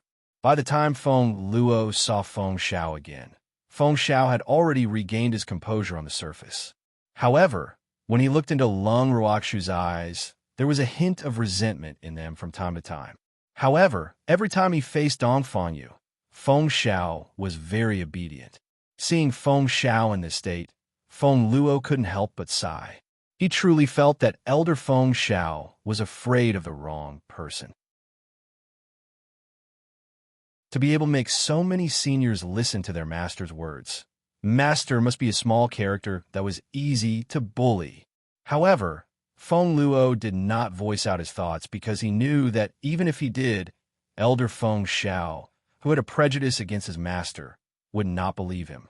AI, Elder Feng Shao, take care. After having a good night's sleep, Lung Ruoxue planned to leave with everyone the next morning.